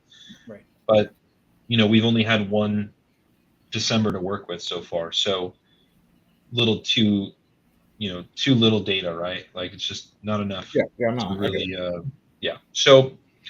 But we do look at all that stuff. We look at the analytics of what films are more popular, not just how many times they've been watched, but also like the minutes they've been watched for, the average number of minutes they've been watched for. You could get a film that's for some reason just becomes popular, but no one's finishing it, right? It just tells you a lot about that film. So, do you have like the movie that the most people have watched? Do you know what that? I can tell you in the month of June, the most watched movie in the month of June was Stupid Games. Oh, okay. Nice. Cool. But again, that's also because we've promoted them on social media. We had the producer director combo on our TikTok live for the Momi 2 Horror Monday or Horror Mondays movie of the week. They've also had their film reviewed by like 6 or 7 different outlets recently in the last 30 days that are pushing people to go watch it on Momi 2. And so, and they're also active on social media. So that plays a lot into it. And because our numbers are like, as far as the number of viewers that access this on a monthly basis, are not quite as large as a Netflix, right? Like one film being watched, say, a few thousand times can make a massive difference for our data. Oh, you have Quatermass too. Excellent. I love the Quatermass movies. He Sorry. does. We've gone down that rabbit hole. I'm surprised that Mark hasn't mentioned where he's from yet. The UK. Yeah, I know. It's usually come up a few times since at this point in the podcast. Well, Adam's Rib too. Awesome. Yeah, we actually have a lot of. We just brought on a lot of films from the UK. But yeah, like the one I mentioned earlier, AB Negative. Go check that one out. It's a really cool British crime drama. It's actually it's on our third spot from the Minds of Momi 2, which is our kind of hand curated top titles at the moment, or kind of like we filter through. But it's also in our trending today, so it's trending as well. A lot of people are watching it. So what are your or not what are, but what is your criteria for that from the Minds of Momi 2, where you curate those picks? Who comes up with that? I have a gentleman on our team named Charles, who is the true cinephile on our team. Yep. And he does all that by hand. So he goes through, finds things that are either quality like, first of all, it's going to be something that's notable, really good quality, or just something we want to highlight. Okay. And then typically tries to make sure that it's not going to overlap with things that are trending. Right. Because if they're trending, then they're going to be seen as well already. And just tries to bring light to just content that is unique. So like we have like Beneath a Sea of Lights, for instance. I just saw this title on there. It's got Barkhad Abdi. He's best known for Captain Phillips, like I'm the captain now. Mhm. So that line, right? So Yes, that's yes. him. But he plays a Somalian like expat that works in Dubai and tries to make it out of just being this commoner, right? So, but again, a film that is more than likely not something that most people have seen or even know about, and we give a fresh life to that, just to see like, hey, if we put it up there, what will happen, right? But like right now, we put up a few classics. We have Tales of Wells Fargo and Rio Lobo on there, so some great classic ones there. Yeah. Carry On Cleo. So we mix it up, but like in the month of June, I know we put up like Stupid Games. We put up Open 24 Hours. We put up BitCon as a cool like kind of crime comedy. Hacker was another one that we came up that was new that we just brought onto the platform. Beach House, actually, I think you might like Beach House, Jim. Yep. It's a thriller, but it also has some horror aspects towards the end of the film. Okay. Apocalypse Love, we put that up there, so I know that you've seen that because of just again giving it some life. I Stepford Wives, we have that on there. De-Influencer is another one we just brought on recently. So Which it could just Stepford be. Wives? What's that? Which Stepford Wives, the original or the Nicole Kidman one? No, the original Okay. from '75. Fantastic Yeah. films, just two different vibes, 100%. Oh, for sure, 100%. Yeah. Yeah. But yeah, so the criteria, I wouldn't say there's necessarily a criteria, just kind of whatever's floating Charles's boat at that time, and what he wants to kind of focus on or give life to for a certain period of time and kind of see how it does. He's got a whole method to his madness, and I like that. Well, we'll have to tell our friend Jeff, Jim, there is a Taylor Swift documentary on there. He is a big Swiftie. He is a big Swiftie. we do have a Taylor Swift documentary. Yes, Oh, there's a Man United documentary too. Manchester Nobody United cares. documentary. I'm a Red Devil fan, so Oh, yeah, me too. Woo-hoo. yeah, I'll be. I'm actually there's a conference coming up in London in February, and that happens to be the month of my 40th birthday. So I will be making sure during that trip I'll be traveling up to Manchester to watch. There's a game on a Wednesday night against Ipswich Town, so I'll be going up there for that. Ipswich, that must be a cup. That's a cup game then, right? Ipswich didn't. No. It's they just got promoted from the championship this year. Yep. Duh. Oh, I'm so Mark, behind. you're a terrible soccer fan. It's all football. Soccer, what? So you know that game, Jim? Let me just describe this game for you. Yeah. A bunch of guys or girls run around, and the foot and the ball connect frequently. Yeah. That's why it's called football, Jim. That's kickball in the United States. You know, and then actually, I just saw something on TikTok about this. So I'll give Mark a little bit of a history lesson. Well, So, talk about rugby. well, no, the so how football, as known as the UK, back in like the 80s, I believe it was, they had it called it was an abbreviation or for like some term, right? But it was called ASOC, ASSOC, and there was a trend going around that they would add ER to everything for some reason. I don't know, but so some people started calling football. They started calling it a soccer, and that made it over to the United States, and so the United States took off the A and just called it soccer.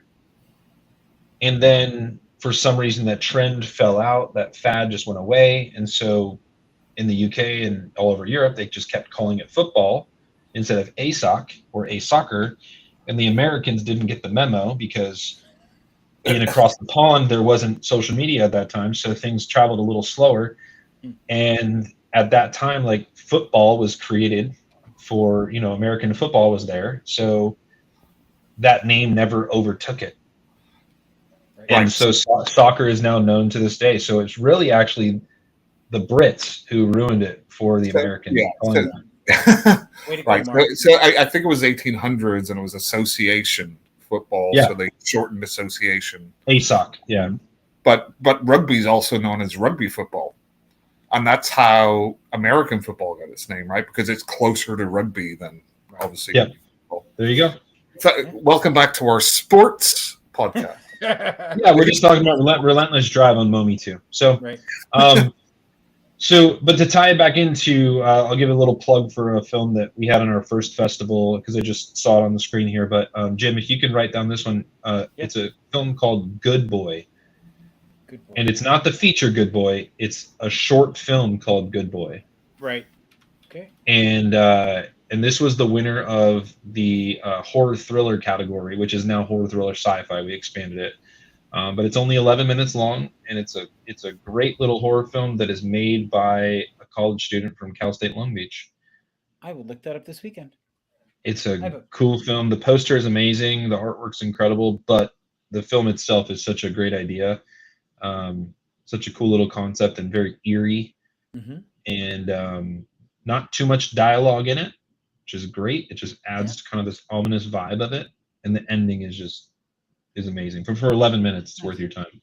Nice. I'll absolutely check that out. I had somebody else recommended a short film that you can only see on YouTube from 1994 called Aftermath, and I think I disappointed them when I watched it because I had zero reaction to it, and they're like, "Oh, it's so shocking, it's so terrible." I'm like, it's not that bad. It's most. Yeah, I think I saw people talking about that, saying like, "Hey, watch Aftermath and record how you respond to it." Right. So I'll be making a video about that this weekend. So yeah. Everybody else is freaking out, and here's just me. Okay. It was not. It wasn't bad. It just wasn't as disturbing as everybody said it was, in my opinion. Yeah. Mark, why is he on mute? I don't know. Something going on over there. Jim? His dog's probably right. His dog's probably going crazy. So let's talk about you personally, right? When you want to watch a film, what is it you look for? Is it the story? Is it the actors? What is it that draws you into a film? So I'm actually one of those guys that likes to watch trailers. Okay. I'm also the biggest hater on trailers at the same time.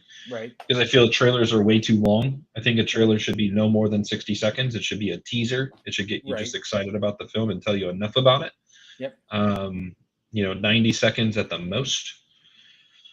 But I do prefer to watch this. So again, sometimes it just depends on the mood I'm in, but I like seeing a good story. I like seeing a good cliffhanger to like make you want to watch it. I like something that's sometimes it can be relatable to me at the time. Again, that's the mood that I'm in. If it's relatable at the time that I'm, where I'm at the moment. And yeah, I mean, having good acting always helps. But especially when I'm watching like trailers, because I watch a lot of trailers as order to bring content onto Momi Yeah, too, of right? course. Um, audio visual is huge for me. Yeah. If a trailer doesn't look and sound good, then I know that the movie's not going to sound good, right? Right. I won't even give it the time of day. So yeah, I mean that's kind of the basics of it. I don't necessarily like say like there's something specific that catches my eye when I'm looking for something to watch on my personal time. Right. Because I think there's a lot of movies that more than likely may have never seen Mhm. if I just hadn't given them a try or just watched their trailer real quick. Yeah, absolutely. Yeah, I don't know. It's kind of an answer that's kind of a cheating answer to say that, but yeah, there's not something that specifically sticks out to me because I've just watched so many genres and so many different decades worth of film that like if it's comedy, are you gonna make me laugh? Did I laugh at your trailer? Did I laugh at something like, or maybe it's just your poster, to be honest. Sometimes a poster can just really reach out to you and say, hey, this makes me want to watch. Yep, I absolutely agree. I guess to talk about my process when I go to look at films that they're brought to us, I need to make sure there's a good poster, needs to be a good trailer, and three, the metadata, like the synopsis or the plot, need to really grab me. Yeah. Those are three factors that I look for as far as bringing content onto Momi too. So it's sort of like your elevator pitch: poster, synopsis. Yeah, if filmmakers are not keeping in mind the marketing aspect of their film, Yep, they're not doing it right. that's fair. And so that's actually something we didn't bring up earlier, but about the film festival, that we have educational panels that take place through those festivals. Right. So during the month that their film's on Momi 2, we also do different panels on Zoom with those filmmakers, and we always invite a guest on. So we have a guest, like we brought on 2 different companies for distribution, teaching them about licensing and such. We talked to them about filmmaking. We do just a general Q&A that's open to kind of just whatever questions. But the first and foremost, the one we do is marketing, because as an independent filmmaker, you don't have the budget for marketing, and you don't have necessarily the resources to have a person on your team that's dedicated to marketing. Right. You have to do it all yourself. So are you filming scenes specifically just for the trailer? Are you getting stills and stuff for behind the scenes stuff for social media, or to help with your one pager when you're marketing your film to be brought onto a platform? Right. So I know that recently, especially in the horror world, a lot of things that get buzz tend to be famous characters that have gone into the public domain, right? So there's like Winnie the Pooh horror movie, and I think there's a Mickey Mouse one coming up, and that automatically gets a lot of Steamboat Willie, I believe, is. So that automatically gets a lot of attention because you already have that built-in knowledge from most people. Mark, watch what you say, because you're about to besmirch one of our friends. Am I? Who? Our buddy August is making a Piglet movie right now. Yeah, I'm not saying it's no. I'm saying it's a smart thing to do. I know. I'm just teasing, Mark. I'm teasing. Yeah, but that's a great way, especially social media wise. Mm-hmm. Hey, you just have to release a title, even, and people will be like, "Oh, that's interesting." Yeah, that's very true. Yeah, I mean, the title of a film can be really important. The image and likeness of a certain character that's notable, very important. Search engine optimization is very important. So if you're looking at like a title that you want to be seen, don't have it be something that's so obscure that you can't search it, or that it doesn't pop up if someone misspells something. Like there's a film we have on called De-Influencer. Yep. So if someone's searching influencer, it might pop up again. So I think Stupid Games is really smart because all the Swiftie fans with the Stupid Games tie in there, right? So again, if people are just searching that term, so it also reminds me of Funny Games, the horror movie. funny.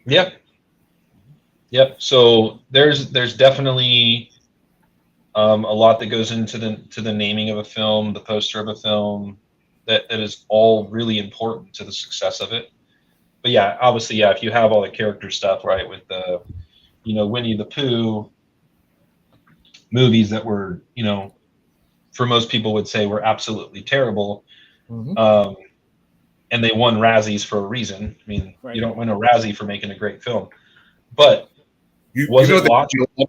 they made a lot of money, right? Oh no, I know, but but it doesn't make it a good film. That's all No. I'm saying is that Right. it doesn't make it a good film. But because of the name, and because they did international releases first, Right. because they released that in Asia and it made a killing. They released it in the UK, it made a killing, right? But like if they had released that first in the United States, I don't think it would have done as well as it did. Right. And that's because just the character itself is so sellable, and then B, horror film, like making a horror film with that character is just so unique that you want to watch it, right? Right. And that's why they've been able to make a second one now, and they're doing this whole sequence. I know the filmmaker or the production company. I know them personally, so they're good people.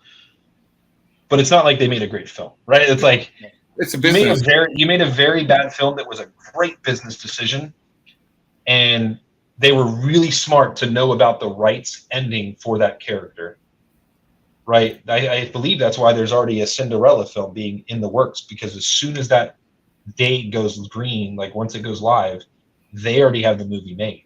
You could almost have an entire, like asylum production company where you're just waiting for the next public domain character, quickly make a movie about it, and then the next one, quickly make a movie about it.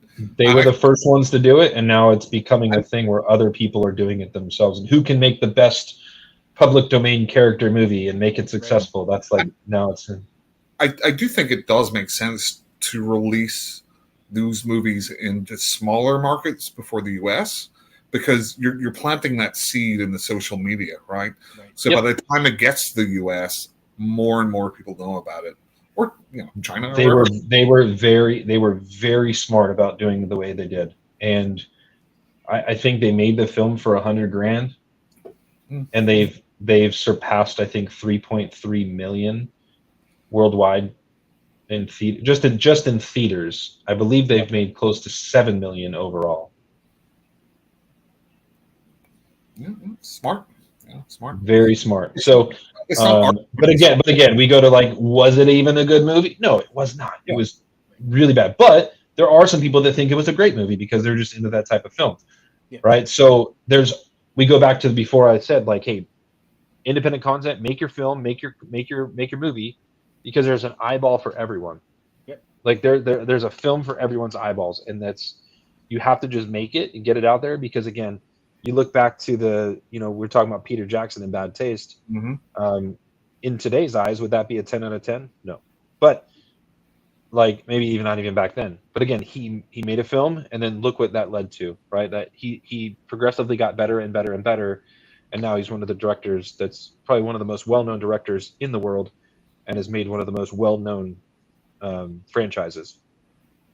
Right. In fact, Winnie the Pooh, Blood and Honey, 5.2 million. Woo! Yep, it's actually over 7 though. Yeah, I just talked to their team 2 weeks ago or last week. The days are blurring, but either way, yeah, they made over 7 million overall now, because it's also available on for rental and purchase and stuff like that as well. I actually did not watch it initially, but I finally sat down and watched it, and I thought it was okay. It wasn't as terrible as I thought it was going to be. Yeah, and I think you go in with the mindset, right? If you go in, for the people that initially watched it and thought this is going to be the best thing ever, Winnie the Pooh as a killer, and then they're disappointed, right? You go in with your expectations. I think that's part of it. Absolutely. I am going to say I'm royally jazzed for Bambi the Reckoning. That looks like it's going to be amazing. Oh, there was that Grinch one too, right? Yeah. David Howard Thornton plays the best weird characters. He was perfect casting in the Mean One. Yep. No, there's going to be a lot of those, and I think they're going to get better over time. Yep. I've got an idea for filmmakers out there. Get these public domain characters and have them all in one movie fight each other. They're already building the Pooniverse, Mark. You're late to the game. Who are they fighting? They're going to bring. That's where Bambi's coming from. That you have Pooh, Piglet, all of them. They're all going to be involved in. They're calling it the Pooniverse. No, I want to see like Mickey Mouse and Winnie the Pooh, or Screamboat Willie is coming, Mark. It's going to be part of that. It's already in. I think it's already been made. It's just it's in post. Yep. So it's coming. Okay. Yeah. No, they're all going to get made, and there's going to be new characters, and then in potentially in 50 years from now there'll be more characters to then create movies from. So you know what? Since my idea wasn't like a new one, I'm still going to make a movie with all of these characters, but they're all just going to like hostile type torture Jim for 90 minutes. Look, I'm dying in this book. I'm not ashamed to admit it. That's why I bought the T-shirt. I will be a character in this book, and I will be brutally murdered. Sorry, Jim. Did I mention it was going to be a documentary? Mark, congratulations on having a very unoriginal idea. Yes. Keep it up, buddy. Proud of you. You're special, just like your mom said. Yeah. Jim, do you want to talk about moms for a minute? No, Mark, I don't. No. Mark believes that my mother has traumatized me by showing me ghost rape at a very young age. Well, I was 5 years old when I was on a horror movie set. My dad was the director, and he decided to put my brother and I into the movie. Awesome. So if you go on Momi 2, you can search, because we got the rights to that. So you go search Night of the Beast. You'll find my 5-year-old self about 32 minutes in a couple other places as well. But that movie originally was called Lucas's Child. I see that. But I believe that was my, like, the month that I was off of school. And so instead of daycare, I was on a movie set. And I got exposed to a lot of things that I probably should not have been exposed to at a young age. That came out the year I graduated high school. There you go. God. Mark, we're old. Yeah, so I was on, I think I was a first AD on a film when I was like 10 years old. Wow. Yep. But that was daycare back then. That was summer break or winter break or whatever it was at the time. If anybody wants to know, his character's name is Mark. Yes. That's a great name. Yes. Yeah. I have an IMDb credit. Yes. I see that. That's funny. I'm looking on IMDb, and they put those tags in it, right? And it's porn actor in a mainstream movie, child detective, and sex with a policeman.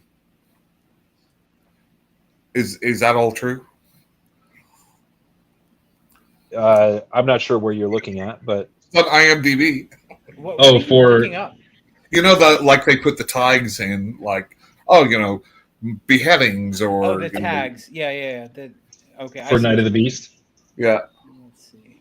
Yeah. There's- So Porn actor, let's- mainstream movie, Warehouse, Child Detective, Sex with a Policeman, Tears of Blood, and 30 more. yes, These are all plot Oh. keywords. it's a 3.3 out of 10 for a reason. But yeah, this is a type of film that it's a B movie, all written all over it, maybe even a C. I feel like this is a Skinamax type movie. Jim, you won't like it. It's It not. has- There it has there is some nudity in it. It's very minimal. But I do know that my father was friends with Ron Jeremy, so there might have been the porn star aspect of that. That's probably true. I mean, Mark, if you look at the more like this, Class of Nukem High 2 is on there. How could it be terrible? female rear nudity, Jim, so you wouldn't like this one. It doesn't matter. Yeah, so if you Class of Nukem High 2 is actually directed by my father as well. Oh, Really? really? Wow. Yeah. Class of Nukem High Part 2 and Part 3, and then Part 3 had my brother in it as the twin brothers that were separated at birth and one was the good twin, one's the evil twin. So that's, I think it's called Class of Nukem High Part 3: The Good, the Bad, and the Subhumanoid. Yep, because 2 is Subhumanoid Meltdown. Yes, Subhumanoid Meltdown. So, actually, to touch on independent filmmakers and decisions they have to make, they actually blew up a bus in real life. But the guy that they used to do the explosives put way too many explosives on this, and it just shredded the bus. Wow. And they wanted to blow it up and then have it be on fire. So instead of that, they filmed the explosion, but then they show a bus being lit on fire. It was actually my toy bus when I was like, at that point, I must have been about 5 years old as well, maybe 6. And again, I had a toy bus, and my dad actually took that and lit it on fire in our backyard in like a diorama thing that they had built to make that happen. So but he also made Dilemmas on Momi too. That's with Danny Trejo and C. Thomas Howell from The Outsiders. Wow. So that's on there, and then he also produced Wise Girls. That's you. Is that you in his IMDb picture sitting on his? That's me. That's awesome. That's me right there with the headset on. Yeah. So if he directed Class of Nukem High, that's Lloyd Kaufman, right? That's Trauma movies. Yep. I think he directed like 7 Trauma films. Wow. And talk about a pioneer of independent movies. Yeah. Yeah. So I have to go back to which ones they were, but Bikini Beach Race. I don't know if that was Trauma or not. It might have been. There was, in some of them, he didn't use his name. He had a pseudonym name too for some of them. But oh gosh, what was it called? Fortress of America is a Trauma film. Yeah, but I see that on his list. But it's America with KKK. Yeah. Mm-hmm. Lust for Freedom might have been one of them. Again, there's I gotta look at the actual director. Let me see if I can go to the director cuts and not the. Here we go. Yeah, so Fortress of America, Lust for Freedom, Wilding, Class of Nukem High. I think Bikini Beach Race was as well. Class of Nukem High 3. But yeah, I think there was like a total of 7 of them. That's awesome. Yeah, and actually, so very strange connection, but my wife's best friend in high school and maid of honor in our wedding, we were at her baby shower for her first child, and so we're sitting there and I'm talking to her dad, and he's like, "Oh, you do this streaming app?" And I said, "Yeah, it's called Momi 2. We do a lot of independent films, blah blah blah." Just giving the basic gist of Momi 2, and he's like, "Oh yeah, my dad was a director, and this and that." I'm like, "Oh really? What? Who is he?" And his name is is William Zenz. And I'm like, "Okay, like, well, what did he do?" And he starts telling me, he's like, "Oh, you probably never heard of him. He made a bunch of Trauma movies." And I'm like, he said movies by this company called Trauma, and I'm like, oh, like Trauma as in Lloyd Kaufman and Trauma Now and the Toxic Avenger, and he's like, yes, how'd you know? And so it's wild that his dad, so my wife's friend's grandfather and my dad both made Trauma movies, but they were about 15 to 20 years apart. That's awesome. And waiting for the Toxic Avenger remake to come out, right? Yeah. Yep. So they're redoing that. We'll see how that comes out. So yeah, Lloyd Kaufman's been kind of touring the country lately a lot, and when he's around in, like, I believe the eastern portions of the United States, he has Lisa Gay come with him. Lisa Gay was the girl. She was known by having like the Marge Simpson hair. Yep. I met him at a convention. He was super nice. Lloyd. Mhm. Yeah, he's a super nice guy. I would love to get Trauma Films onto Momi too. Yeah. The tough part is that they have Trauma Now. Right, they have their own streaming. Right. Yeah, so some of them are on Tubi, but most of them you have to either watch on Trauma Now, which is their subscription service, or you have to rent or buy them on Amazon. Right. My favorite is But yeah, Patrick Gills. Professor Holt. Yeah, that's Lisa Gay played Professor Holt.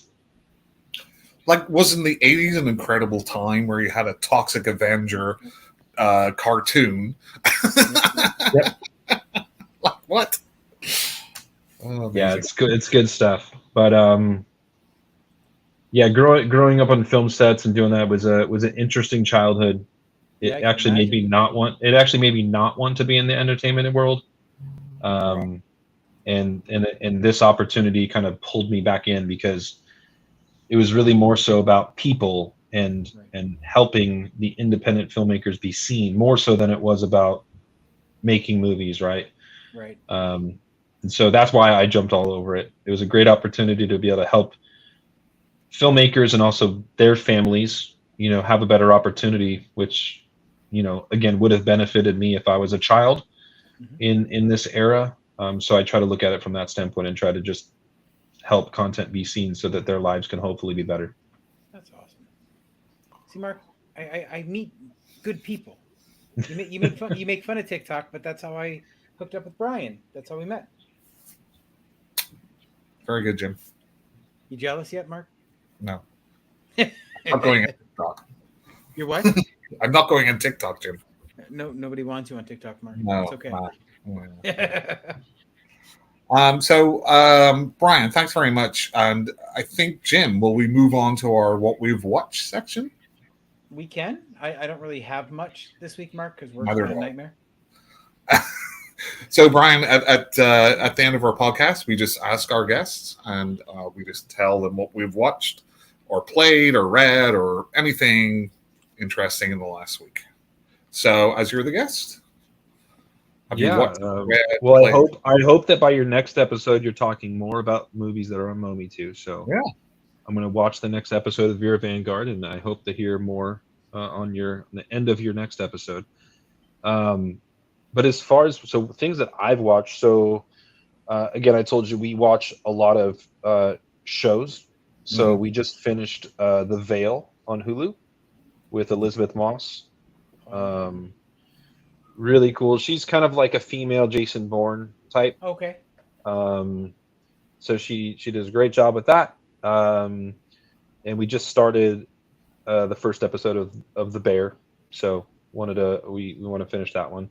As far as movies that I've seen, so we did watch, again, because of watching movies with my wife, we ended up watching that new film on Netflix, which was with Zac Efron and Nicole Kidman. Blanking on the name. It was okay. And people that are listening are going to probably be screaming at me like, hey, this is A Family Affair. So we watched A Family Affair.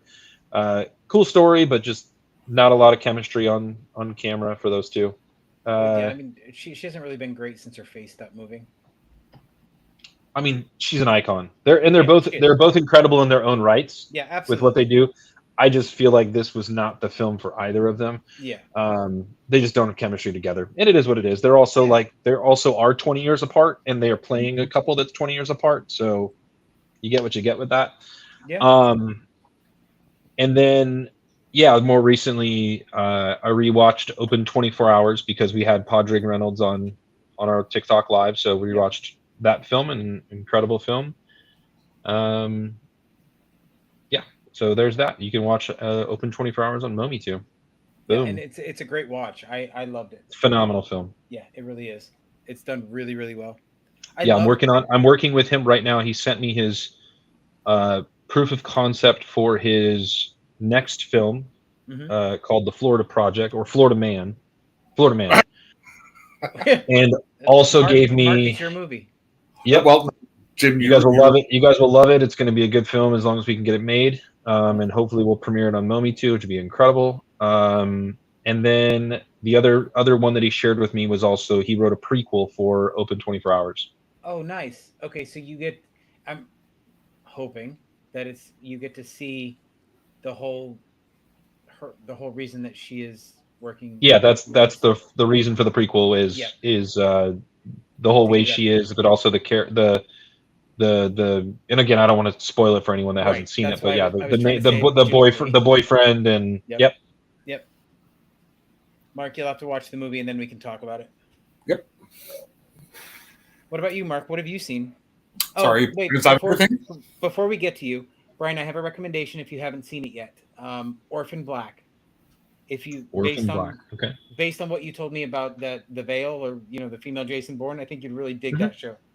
Tatiana Maslany can play pretty much anything after that series, I think. I thought she was great as She-Hulk.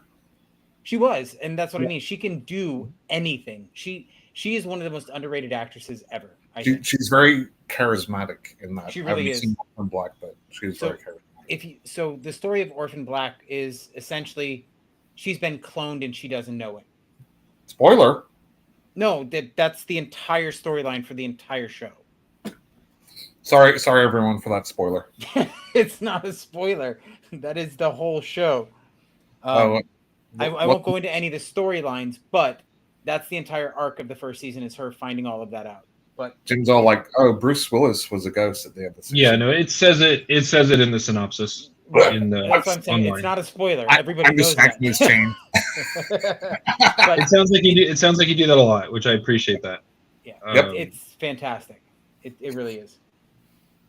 Yeah, no, I'll definitely check it out. Thanks for sharing that with me. I gotta look and see where I can find it, but it looks like I can watch it on YouTube TV, so I can watch it. Yep, and I think it's on Amazon Prime or something like that. One of the streaming services, it keeps coming up. So it's on Amazon somewhere. Prime if you have the premium subscription. Yep. But it's on YouTube Premium, which I have because of Okay, there you go. because of my toddler not wanting to skip ads or wait for ads to skip. So Gotcha. Anything else you wanted to talk about, Brian? I would just say that you guys are both incredible, and thanks for having me on. But as far as content, no. I mean, that's what I've watched in the last week. If you want to stick to that.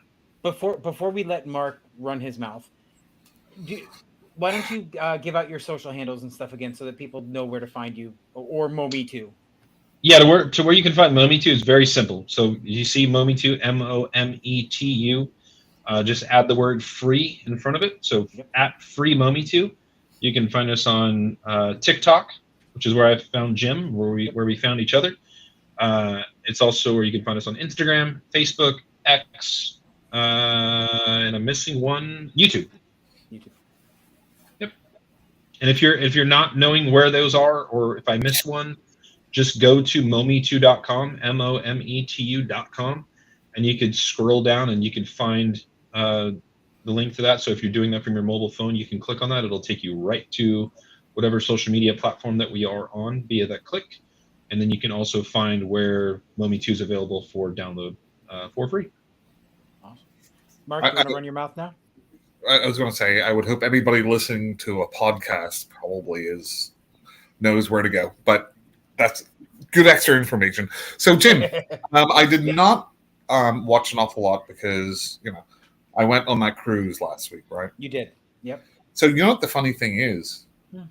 So, if I was going this week, they would have had to change our ports because that hurricane's heading directly where we were. Yes. So I haven't watched a lot, so I know I'm behind. I've probably got an episode of The Boys to watch. Yep. I did watch one movie, Jim. You're very familiar with this, so I'll just pop you the title, and if you can just explain to our audience the plot and your thoughts on it. So this is 1989's Beyond the Door 3. See, this is his way of trying to belittle me, Brian. He knows I have no idea what the fuck he's talking about. You've seen the original Beyond the Door, though, right? No. So what was that most famous for, Jim? I have no idea. I've just established I haven't seen it. That was most famous for Warner Brothers suing it because they said it was too close to The Exorcist and they wouldn't release it in movie theaters. Although it's more of a Rosemary's Baby meets The Exorcist. Anyway, Beyond the You know Door, what? I did read something about that this weekend, which is weird. because Jeff just posted about it. Oh, okay. That's where it is. Got it. So Beyond the Door 3 has got nothing to do with Beyond the Door. They just got the rights to the title, and they just slapped the title on. So the original title was Amok Train. AMOK Train. Okay. Which makes much more sense because most of it is on a train, but the train is like Stuck in the box. possessed. Oh. So what it, Interesting. so what it will do, there's like people it wants to kill, so like it'll come off the tracks and go through like a marshland and like run over people and behead them and then make its way back onto the tracks.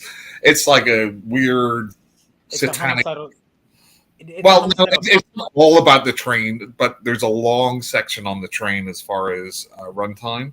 Yeah. It's more about this girl was born and she's destined to be the bride of Satan and blah blah blah blah blah. But the train is kind of possessed while they're on it. I know it's actually really fun. I dug, and it looks beautiful. I don't know like how much money they spent on it, but it looks beautiful. I'm conflicted. Well, Anyway. that's not new. Anyway, yeah. So Beyond the Door 3 is a recommend, Okay. and you don't need to have seen the first one, Okay. and I haven't seen the second one. So, So what I got? yeah, that's it. So I watched a documentary last night called Sharksploitation, Yep, seen it. and this is all about Jaws ripoffs, essentially, Piranha and all that stuff. But in there, they mentioned a movie that I now am desperate to find, and I just found it on YouTube, so I'll be watching it. It's called Ah Tank, which is a Bollywood version of Jaws, where they never stop singing even while they're being eaten. So I Well, cannot wait. It's a Bollywood. I cannot wait. But I did listen to a book called Fantastic Land, which was absolutely awesome. It is about an amusement park in Florida on the East Coast, just north of Daytona Beach. Fictitious, obviously. And there's a Category 5 hurricane that traps people in the park, and it's sort of like Lord of the Flies in a theme park. A little more on the extreme horror side. The only complaint I have about it is I don't think that the situation would have devolved as quickly as it did in the book, because it took like 9 hours for the first murder to occur. I think that's jumping the gun a little bit, but overall it's a solid story. I enjoyed it. There's an American Dad episode that's like that. Yeah, but 9 hours before people start offing each other. Like Yeah, they have all the water they can drink, they have all the food they would need. So in 9 hours, they're going to go out Lord of the Flies and just start killing each other. That is a problem in like a lot of movies too, where it's just like nobody would go that crazy that quick, Right. unless you're that's James. pretty much. But I did like the rest of the story. Other than that one fact, I thought it was really well done. And then we already talked about Exquisite Corpse. That was probably one of my favorite reads of the year. It was absolutely amazing by Poppy Z. Bright. It's about a gay serial killer couple and the things that they do to people once they find each other. It's absolutely bonkers, and I loved every minute of it. Mark?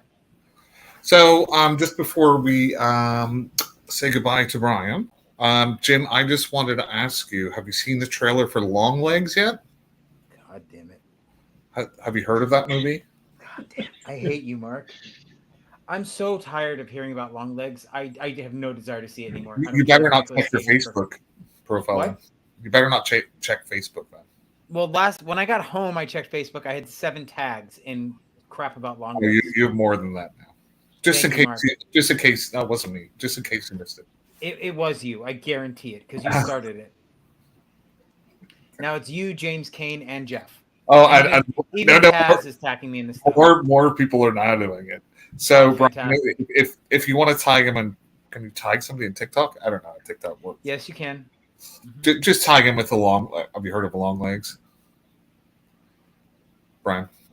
Have I? Oh yeah, of course. Yeah, Yeah. Okay. So if you just tag Jim with it on TikTok, that would be awesome. Just so I'll he do can- it for you. Not a problem. Got you. And if you want to do it daily or hourly or whatever fits into your schedule. If you want to I get don't- I don't- to tag into, So I really come to appreciate and respect Jim, and I've loved the relationship that we've been able to build thus far. So Yeah. I will keep it to a minimum, but I'll make sure that he knows that if I do it once, no, it's not coming from me, Jim. No, it's coming from Mark. I'll blame Mark. Don't you worry. That's not Perfect. a problem. well, I don't want you to miss out, Jim. I'm trying to help you. I'm not going to watch it now, Mark. Thank you very much. Watch what? I'm not even talking about it. I will say I'm super excited because we are a little over a month away from Alien Romulus. That's going to be amazing. Mm-hmm.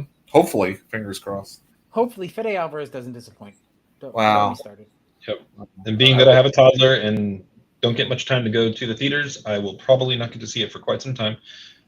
But I am looking forward to it when I get a chance to see it. I'm a little bit of a fan. Yep. There you go. Wow, that thing has long legs, Jim. Shut up, Mark. I'll just observation. I do have the power to mute you. Keep it up. Yeah. Mark, I'm 6'1", so I also have long legs. If you want to keep making Oh, references. yeah. There's long legs everywhere, Jim. If you really look for them. Love it. But guys, it has been an absolute pleasure to thank you for having me on here. Anytime you are welcome back, even after I kick Mark off the podcast. We should invite No, some. but it's been an absolute honor to be on here, guys, and honestly, Mark, it's been great getting to know you, Jim, obviously, to get you know a little bit more. Glad you guys have got to learn a little bit more about Momi too, and our mission, our outlook on what the future looks like for us, and what we're trying to do. So, and to also give a little bit of light to the festival. I'm glad you guys brought that up first, because I think that's something that could really be a game changer for a lot of up and coming filmmakers down the road. So. I think it's fantastic. I was a little disappointed that I didn't find out about Momitu till the day before the festival ended. So I didn't it is important. The timing of it, the timing of me getting into the kind of learning more about the TikTok horror community. I didn't know it is as evolved and as big as it is. I would have loved to push that a little bit more. I think I just kind of started to get to know people, and I didn't want to be that guy. Yeah. So, but yeah, there's always next year. Exactly. So, I'm more. And we are playing, like I said, we have Good Boy on there, so you can check that one out as far as the horror thriller category. We'll be doing that for sure. And then we're gonna have, we're working on bringing all 7 of those short films back onto Momi too. The 7 of the winners, and so there's a great horror thriller, more of a horror movie though, called Wilderness that you'll have to check out. Oh yeah, absolutely. That one horror thriller sci-fi. It was made by a student from the University of Kentucky. Oh, nice. Yep. That's awesome. And I'm going to pass your website along to a friend of mine because I think he might benefit from getting to know you a little bit. So I'm excited. I appreciate that. But I am getting the notification in my ear that we do need to end the podcast because the batteries are low on my headset because we're 2 hours in. So yep, you guys. I'm gonna just a mere 2 hours. Yeah, no problem. I'm gonna hit the stop button, but give me a couple minutes just so everything finishes uploading, and then we'll be good. Absolutely. Okay. Mark? Jim? Sorry I had to talk to you again. Brian? Brian, you're great, though. But thank you. I appreciate